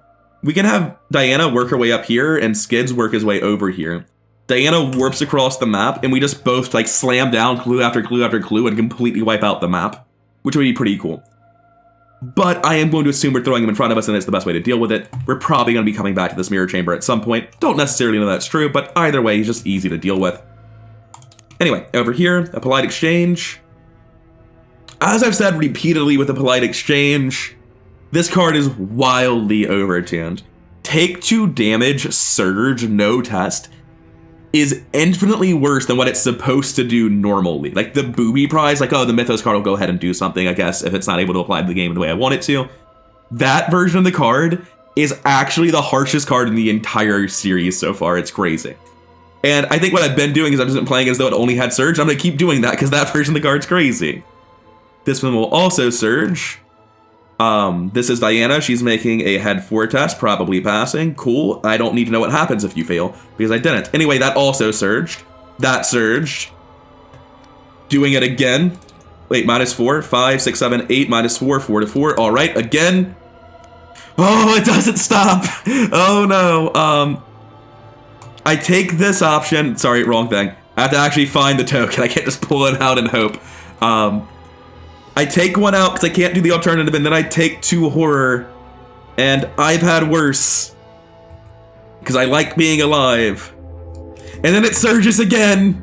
Alright, we got there. Do you spawn somewhere else? Furthest location of all investigators would be here. That was a hell of a turn. In editing, I'll put up a counter for how many cards Diana has drawn from the Mythos deck since her last turn. I think it was 6. Overzealous, and then 3 Surge cards, I think. That was wild. For drawing that many cards, I sure only did play I've Had Worse once. She has pretty good Mythos resilience. So our hammer does swing at 5, 6, 7, 8, 9, 10, 11 to 5. Now, like, I know I'm supposed to commit skill cards, but do you retaliate? But I'm not going to.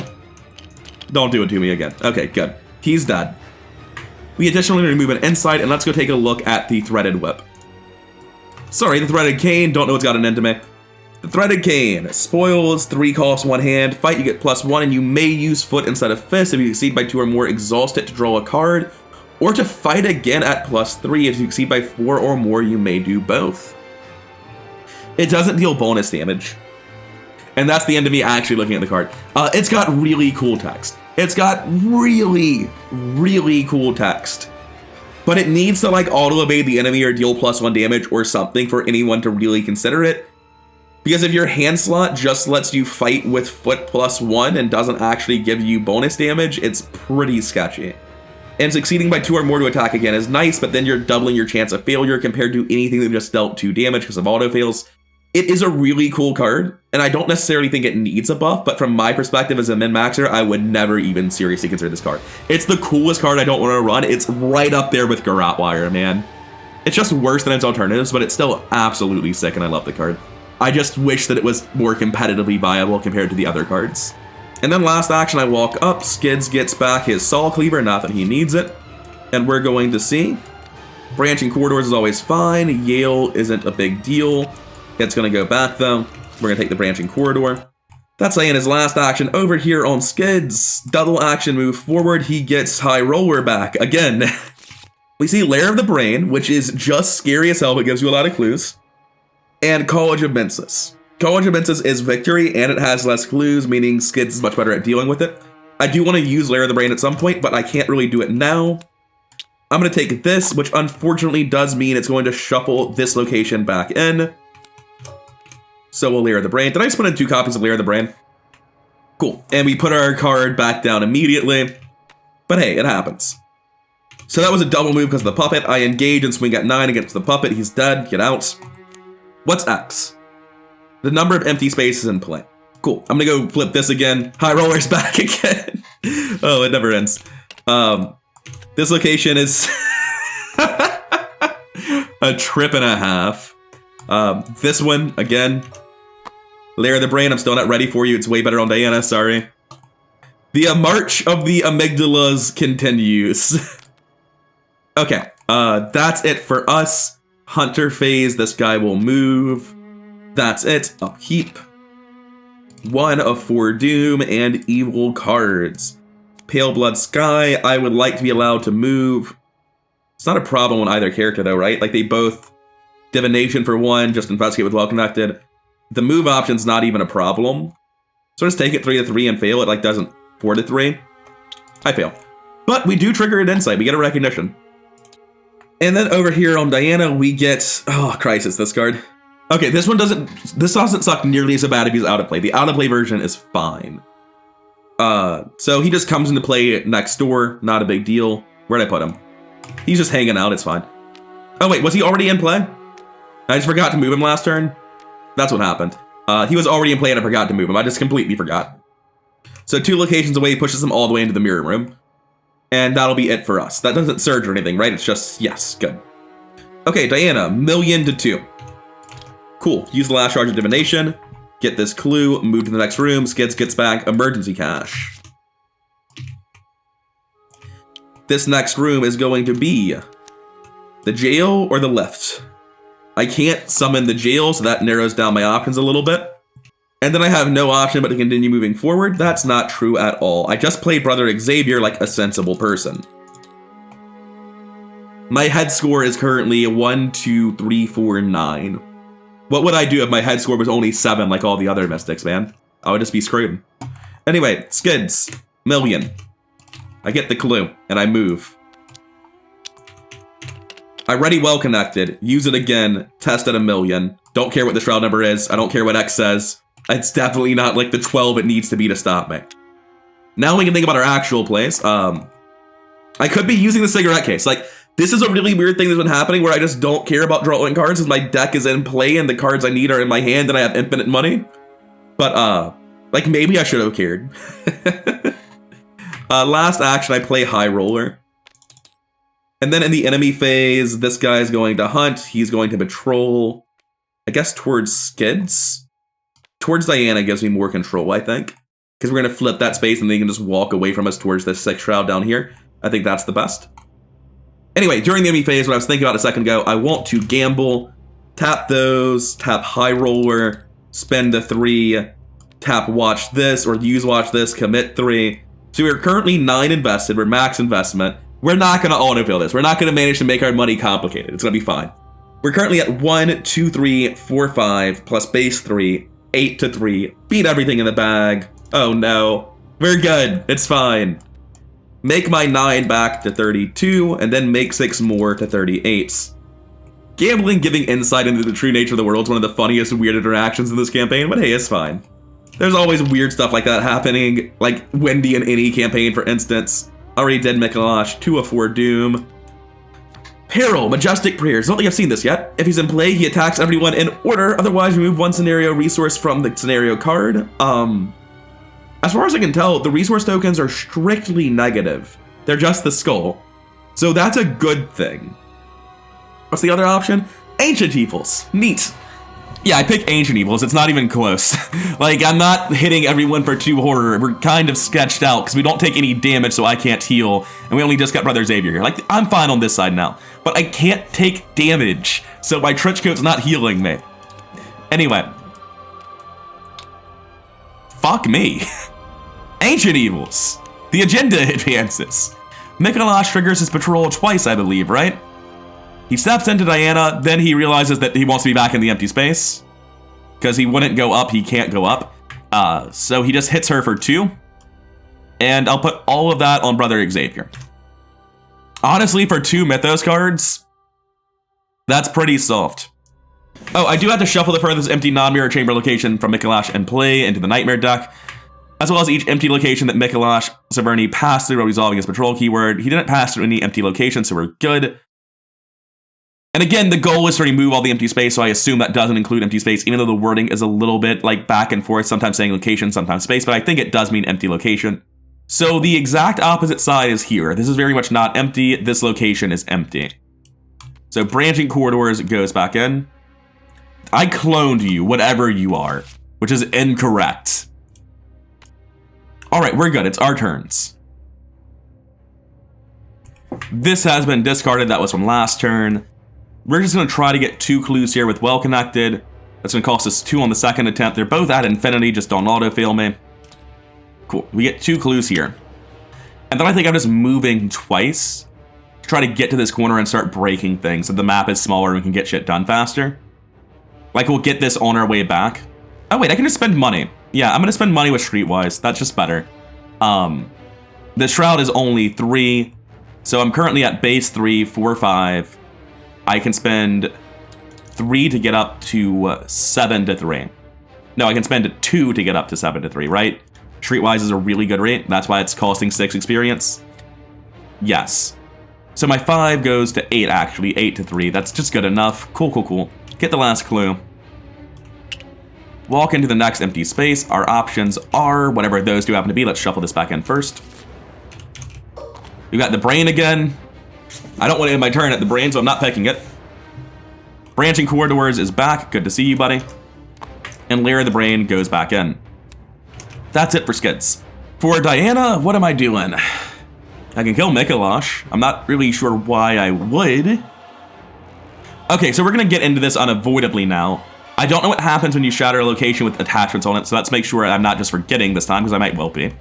It's removed from the game, so logically all attachments are simply discarded with no additional rules. That's what would happen.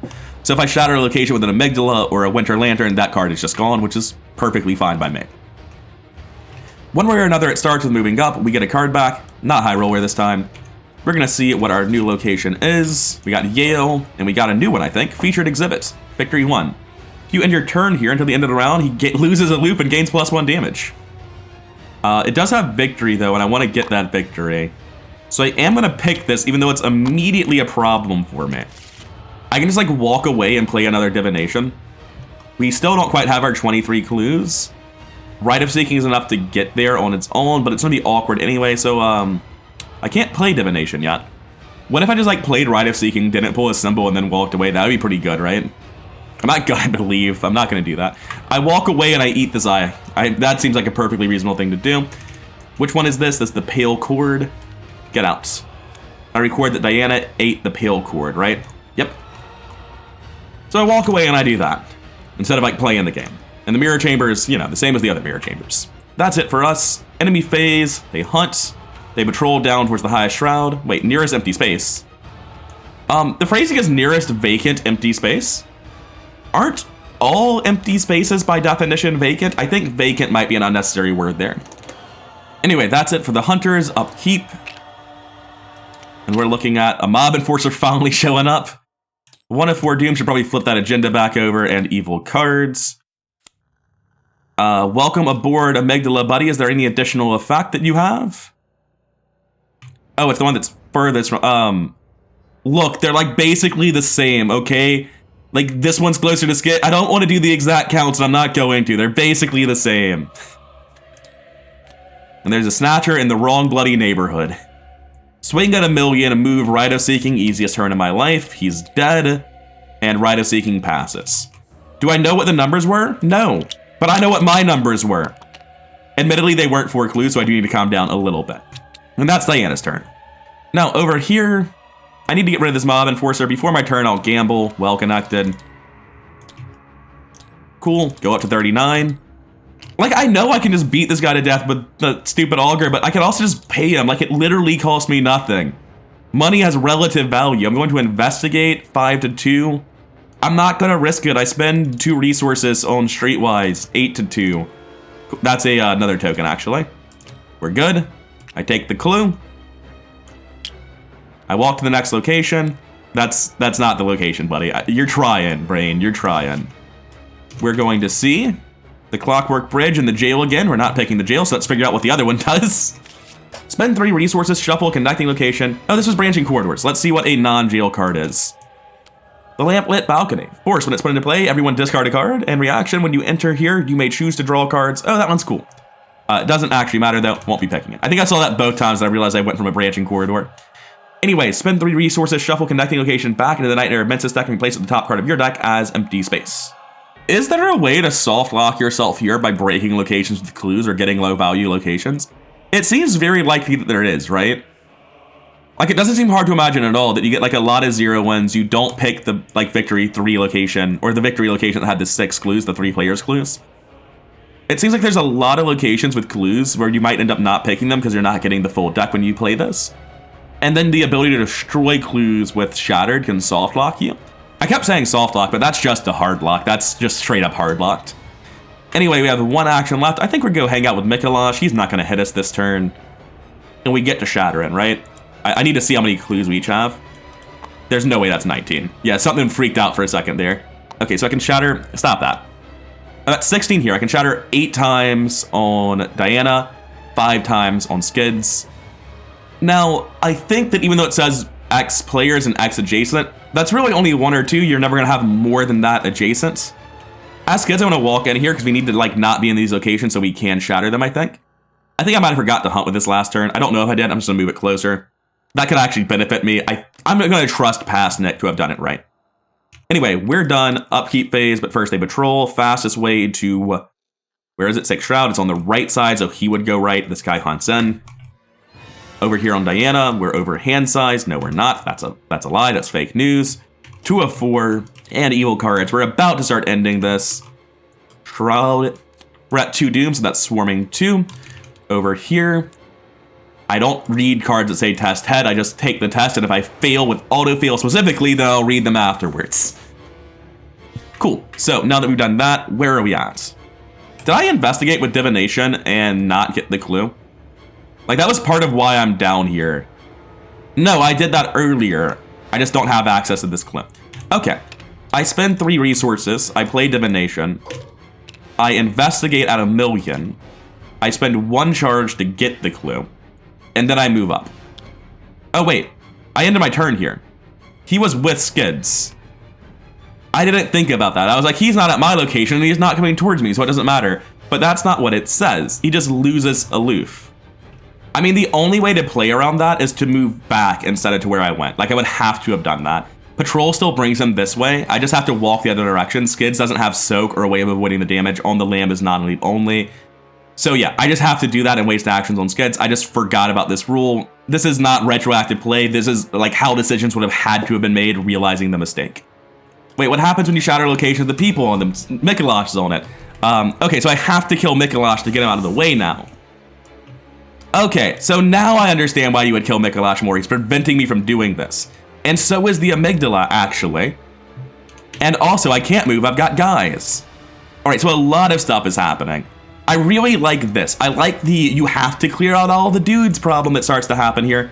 Looks like I forgot to put a branching corridors back in at some point. I'm gonna think I actually cloned it and put it back in because I've got multiple in play already. And it seems likely that that's what happens. Okay, so I'm going to attack this guy. Like I said, I'm going to attack this guy, and then I'm going to attack him again because he has 3 health. These go on the bottom of my deck, such as it is. Look, guys, I don't care. Just group up. Just group up and shuffle. It doesn't matter what order you're in. I'm not going to play you anyway. I don't even use cigarette case anymore. And what do I need to do to get rid of you? That seems a little bit permanent. Yeah, there's only 3 cards left right now. He's going to get drawn immediately. It's not even helpful. It doesn't matter. I gained a resource. I well-connected more money. I pass. That's it for us this turn. Upkeep phases. Mikolash comes over. Lantern comes over. 3 of 4 Doom. And let's not get Ancient Evils, please.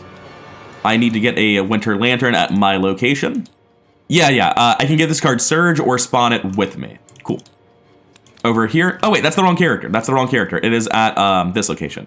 It's still aloof, though, right? Yes. Beckoning the Moon. I don't think Diana's moving this turn. Not that she's going to fail the test anyway. Yeah.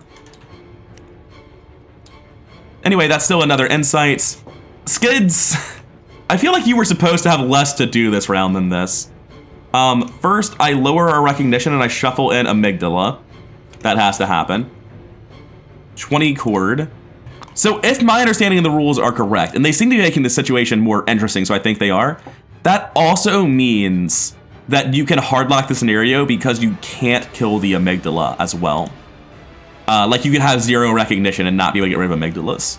That seems preposterously unlikely to me, but I will make a note of it, and there might need to be a way to avoid that hardlock as well. And to remind you, the reason I think it doesn't just discard enemies is because Mikolash is an enemy. I wouldn't be defeating him. He would just be dead. He's discarded. So he would be in the discard pile if that's how it worked. So without additional text telling me that I can put Mikolash out of play by shattering his location somewhere, I'm going to continue under my assumption that you have to deal with all the enemies here, which makes the scenario more interesting. Then I need to deal with this Winter Lantern. I use this to engage. I swing again. I really can't afford to auto-fail. Okay, we're good. They go back in. That's another recognition. So first of all, I thought I was adjacent to the location, so it was a big problem. This guy's dead, by the way. And second of all, I thought that I didn't have ace in the hole in the hand, so it's no longer a problem. I'm going to use this to attack Mikolash at 1,000,000. That's 2 damage. I evade him with well connected at 1,000,000. It happens. Well, now we're back in the same spot because I'm an idiot. Do I have quick thinking? I attack him at 1,000,000. He's dead. -1. I can search my 2 cards. Are one of them quick thinking? Thank you. He's not discarded. He is out of play. There's another thing over here. I walk over. My turn ends. Hunter phase. This guy comes over, but I'm going to use the lightning bolt window to gamble. I ready and use well connected. So I may as well full gamble. And I use quick thinking. I get my 3 resources. I get 3 more. Quick thinking goes off. I walk again. And now we'll spawn the amygdala in the mirror room, which is just completely fine. That's not a problem. Good, good, good. For Doom, it advances. He spawns at the furthest location from us and then patrols once, correct? Okay, cool. So he's going to move immediately towards this empty space. He's also going to remove one of these locations that are symmetrically far from him. This one's a victory location, so I'm going to put this in the victory display and get an empty space for it instead. I forgot to upkeep on Skids because I was so hyped about gambling. I am terrified of dying over here. I'm actually going to kill Lonnie. Don't feel like I really have an alternative. It's fine. We're not going to take any horror from this scenario. That would be ridiculous. Why would I think a scenario with a boss that deals horror damage would deal me any additional horror? So this scenario is tilted so comically far away from physical damage that I think it's actually a design flaw at this point, because I literally can't damage my coat to heal myself on Skids. No one's taking physical damage. Like, the only physical damage we've seen has been from bosses that we added ourselves. They could just as easily have been equal or tilted towards horror. So I'm going to make a note that this is aggressively far towards horror only, and there need to be some damage cards and a few less horror cards. We advance the agenda, so now it's evil cards. Mince's puppet spawn at an adjacent location. We're gonna have to go here anyway. Wait, it's an adjacent location, and it patrols the empty space? This is not a location, so it has to spawn here. I think a couple of times I put these guys in empty spaces, and that was incorrect. Anyways, Lesser Amygdala, this is why we're both over here. We saw this shit coming. Okay, Diana's gonna go first. She's gonna move down. Sorry, that's not how it works. Go down here.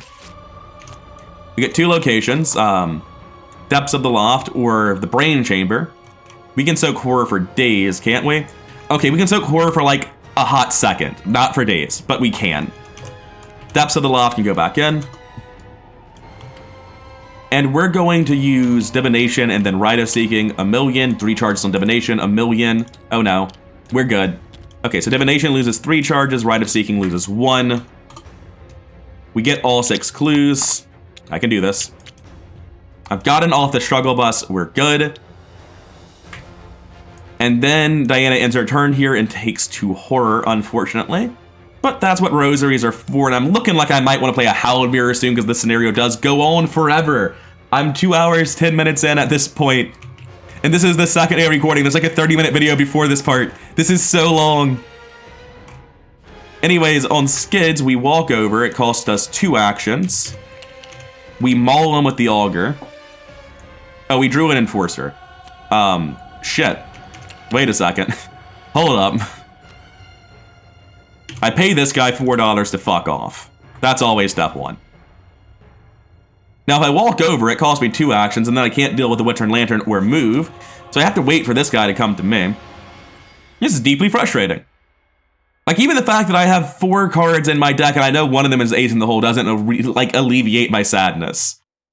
Actually, it kind of does. I tap Well Connected, and I gamble. I make 3 resources. I'm always betting 3. I pick Ace in the Hole, and I play Ace in the Hole. And that solves my problems. I walk over. I use 2 Ace in the Hole actions. I engage an attack with Augur. Don't you do it. Wait, no, there's another one after that. We're good. This guy's dead. I get an Inside Out. Augur is so fucking sick. There are so many aloof enemies in this campaign. Augur is fantastic here. Oh, am I afraid of the horror? Will I just like fucking die? I will actually die if I auto-fail. Let's not. Let's not and say we did. Take a step back. I want more cards in my deck to die slower. So I'm going to Hot Streak. Not because I need $7, but because I need a bigger draw pile. I'll use On the Lamb to gamble next turn to discard it. If I shatter this location, I become adjacent and he just fucking hits me and kills me, so let's not and say we did. I gain a resource. Upkeep, Hunter Phase, 1 of 4 Doom, the deck shuffles. This is a 46 card encounter deck. There are some in play, so it's more like a 50 card encounter deck, meaning we're on turn 25 or so. No, there's a lot of Surge, that's not true. The other Amygdala comes. That's completely fine. Don't draw insights here. Stop that. Skids can just go deal with them, it's fine. Actually, it's just fine. 2 actions to get in. Oh, it's not just fine, because I don't have Hot Streak this time. Wait, it's a connecting location, right? Yeah, I can put it with Diana, and she can just hit it. It's fine. Diana, engage, swing, dead, move. Maybe it's not supposed to be impossible to do it if enemies are on these locations. We have gotten through it. We've cleared them out, but like the spawn adjacent location makes me think maybe not. Or maybe I'm just being greedy for action economy by refusing to do it for 1. I don't know. I walk in, I engage, and swing twice. Hot Streak is not level 2 or lower. I get fucking Lonnie, and I play Lonnie. Holy shit. This guy's dead. That was a really good star. We're just safe now. I make 3 money. Do you want me to pull a token about it? Okay, cool. I stopped paying attention to hand size over here. Fool me once can go away. I don't need it. Clairvoyance can go away. I don't need it. Weird thing to say, but here we are. All right, cool. 2 of 4 Doom. Can we get out? Frenzy. Well connected. I don't want to know what it does. Leave. I need a Winter Lantern. I would like to spawn it at my own location. I'll take it from the deck. Actually, it's not a really problematic card at this point in the game. I'll take it from here. And I'll spawn it at my location to not get Surge. I'll go first on Skids. I walk in, swing, swing. It's engaged with me. It's dead. We're doing it. We're finally through. This scenario's gonna end like almost instantly from here. I spend 4 resources as my last action, or 4 clues rather, and I shatter these locations. I thought you were Victory. You aren't. Well, I got a bunch of clues from you, and I'm sure that'll help. These locations are simply out of play now. And now these are actually empty spaces. We just connect adjacently straight to the next ones. It's a little bit awkward on tabletop sim. There's not really a way to handle it well.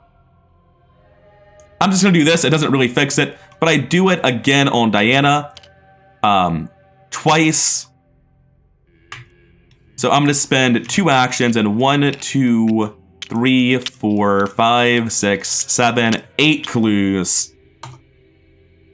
This is gone, this is gone, this is gone, this is gone, this is Victory 1. The rest of you are not. You can join the stack. Is there an effect when you enter here? No. I'm gonna walk to the next location. That's it for us. Upkeep, upkeep. Don't need emergency cash. Don't need watch this. Don't need Bandolier. 3 of 4 Doom, evil cards. You have no idea who you're fucking with, buddy. I really don't want to take 2 horror. I'm just gonna put this back in and get a new one. Yeah, you are swarming 3 and aloof. Joke's on you, you're swarming 2 now. I'm gonna go first on Skids. Swing, swing. Incorrect. Gamble. Well connected. Wait, nope. Gain 3. Immediate action, I swing at this guy. Cool, I swing again. I need to remove the insight first, though. He's dead. I walk to the next location. This guy loses a loop because I'm here now. And I swing twice. Get my cards back. No, get Diana's cards back. Kill him. Diana's going to move, get all the way over here and put this into Skid's deck. We're going to pick from our last 2 locations. Mikolash is in play? Mikolash is here then. He's about to hit Diana. Diana will be fine. It's not a big deal. Neither of these are Victory. I don't want to discard cards. I know it doesn't matter. It's definitely better than this other one though, so we're going to discard cards. Now, the card we're discarding here, definitely Falsky and Bargain. The card we're discarding over here, definitely Lumen Flower. Cool, done. Diana just moved 3 times. She's trying to get down to this bottle mirror room. Skids is very much on fight duty. Patrol goes off first, actually. Highest shroud location still 6. This guy's going to walk down. Cool. I thought I was taking Do Horror, but I'm not. I was wrong about that. For Doom, Agenda advances. He triggers his patrol keyword twice, gets to the 6 shroud location. He never occupies the same space. He's going to get rid of the furthest location. It's going to be this because this is not empty, so this becomes an empty location again. Skids takes a horror, like you do. Puts a card here. This shuffles back in. Is this victory? No. All right, we're good. Evil cards. No swarming this time. There are locations and clues I don't want to fail, but I mean, I'm Diana. Yeah, get out of here. Okay, Skids, swing. Dead, nothing in my discard pile. Move, move. Let's see what this location was. Not that way, I didn't mean that way. Like, literally, what is this location? Not victory, not victory. Exhaust Mikolash. Cool. Depths of the Loft goes back in. That's my turn here. Diana's going to move once, twice.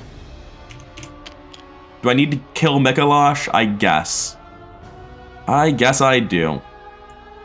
But I can kill Mikolash more effectively by getting Skids down here, so I'm just going to spend 2 clues. His location is not empty. This does not count as empty. These are just attachments on the location. Or this does count as empty, rather. So you go away. And that's it for us. Mikolash readies. We ready. Quick thinking still on the top, apparently. 1 of 4 Doom. Evil cards. He's in play. He moves twice away. That's just helpful. That's just good. You're in the wrong spot. Over here. I'm testing 4 heads, so I don't need to read the rest of the card. Wait. Get out of here. Every time with Cultist, man. Okay. On Skids, I go first, and I move up. I spend 4 clues to shatter 2 locations. And it's these 2. Neither are victory. Get in the pile. I want to get these clues out of here. They're bothering me. Next, I am going to be sad that I don't want to move twice. I'm going to gain 2 resources. Then after my turn, I tap Well Connected, and I use Nimble. This is 1,000,000.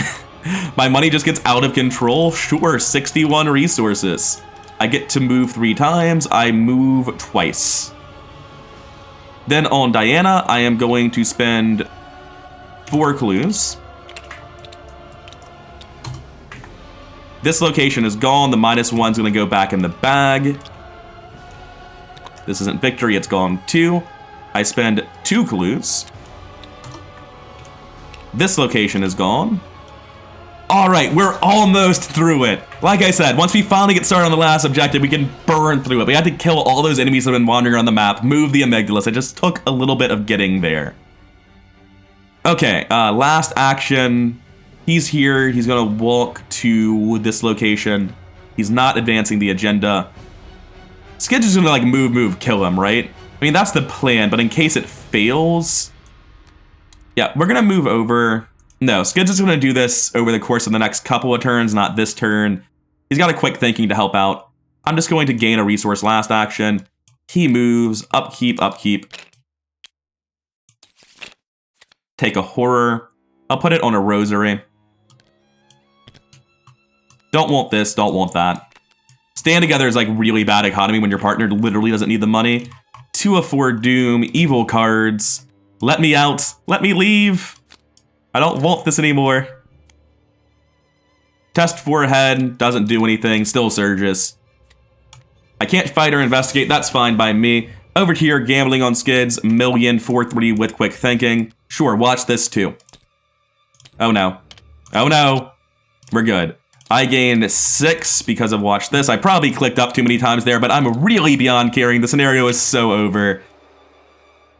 I get an immediate action. I evade these guys at 1,000,000. Cool. They're down here now.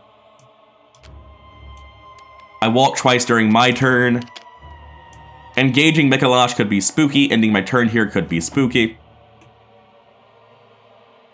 I have to specifically autofail the second action, and if I do, Diana can swing over. All right, sure. Ebrietis. We are engaged now, by the way. That's not a problem. That's a hit for 2.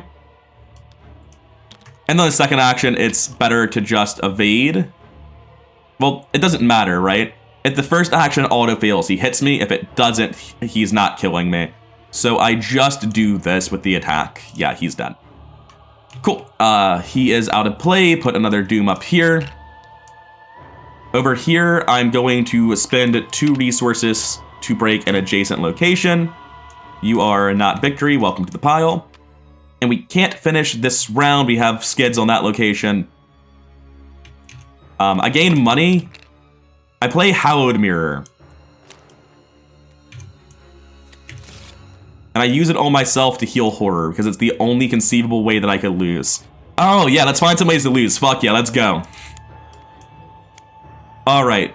He's not in play, so he's going to enter play in the nearest empty space. There isn't one. Furthest mirror chamber. Cool. Welcome back, Mikolash. Next, we test head and nothing happens. Cool. But the second card, which one was the second card? Which one did I draw first? They're both Peril, neither Surge. Okay, we're good.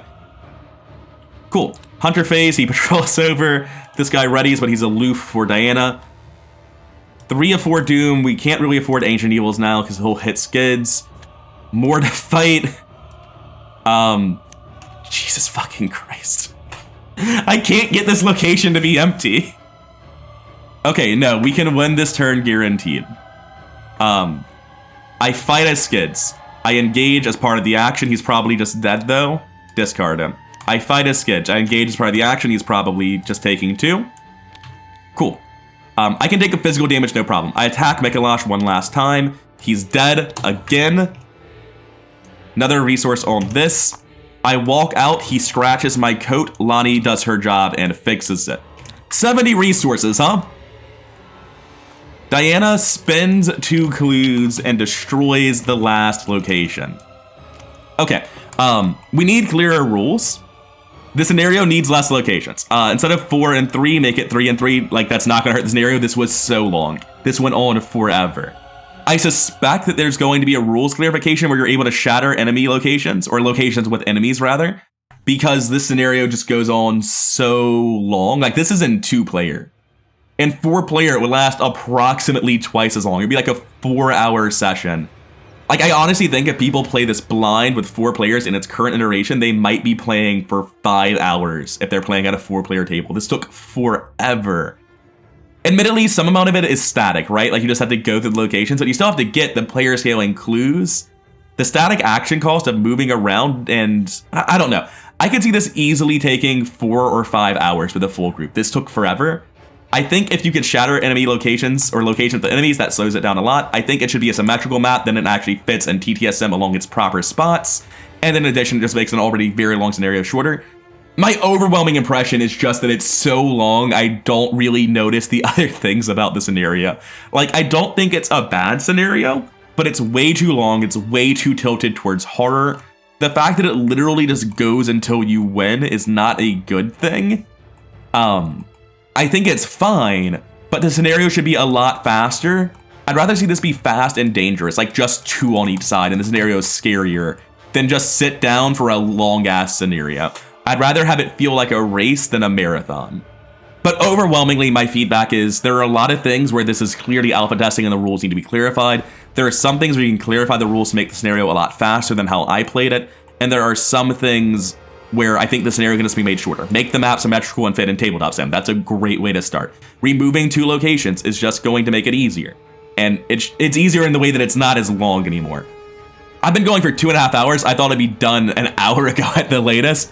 I don't have much feedback other than that, so let's get through the resolution and see where we're leaving off this episode. Oh, we should see what actually happens. We advance, we go to R1. In R1, we have the Augur of Ebrietta, so we go to R2. We record that the Augur gave you a glimpse into Mikolash's memories. Real quick, I was really focused on the fact that the scenario was ending. I used 1 action on Diana. Second action, I play this from my bag, and then I eat it. So we're also going to record that I consumed the bloody cord, because I just had actions to do it. I was just so happy the scenario had ended. And to save space here, I'll put it all in one line. We gain a recognition. Speaking of, we gain 2 more recognition from those cords. We proceed to R3. We were rescued by the Mass Hunter, or the Cleric Beast fell to the hunt. Neither. We defeated him, and he guided us to safety. Eileen McCrow is not dead. Resolution 6 for neither of the above. We escaped the Nightmare of Mensis. Victory X. Milkweed gets killed permanently. Spoils scenario 7. What is our victory here? Victory 1, 2, 0, 0, 3, 6. All right, so it would be victory 3, but you get kind of a lot of experience for Ludwig. So we got victory 6. I'm looking forward to seeing the next iteration of this scenario, because like anything you do to make this faster makes it better. With clarified rules, it's a lot smoother. We're done, and we're not doing setup in the next scenario. We're stopping here, not doing any cleanup. Look, I think you believe me when I say I could have gotten rid of the money for the hospital debts. I can buy the fucking hospital. I just wasn't concerned. It was the rest of the things I was thinking about. It's still not down to 5. There, now we're done with cleanup. Anyway, I'm not losing experience over that one. Anyways, where was I? Oh, yeah, we're done. Thank God, we're finally done. I've been Rather Incoherent. I hope you enjoyed the video in spite of how long it was. If you did, or even if you didn't, because it was a lot of work to make this at this point, please like, comment, and subscribe. That really makes the channel grow faster. I really do appreciate it. And I'll see you in the next one.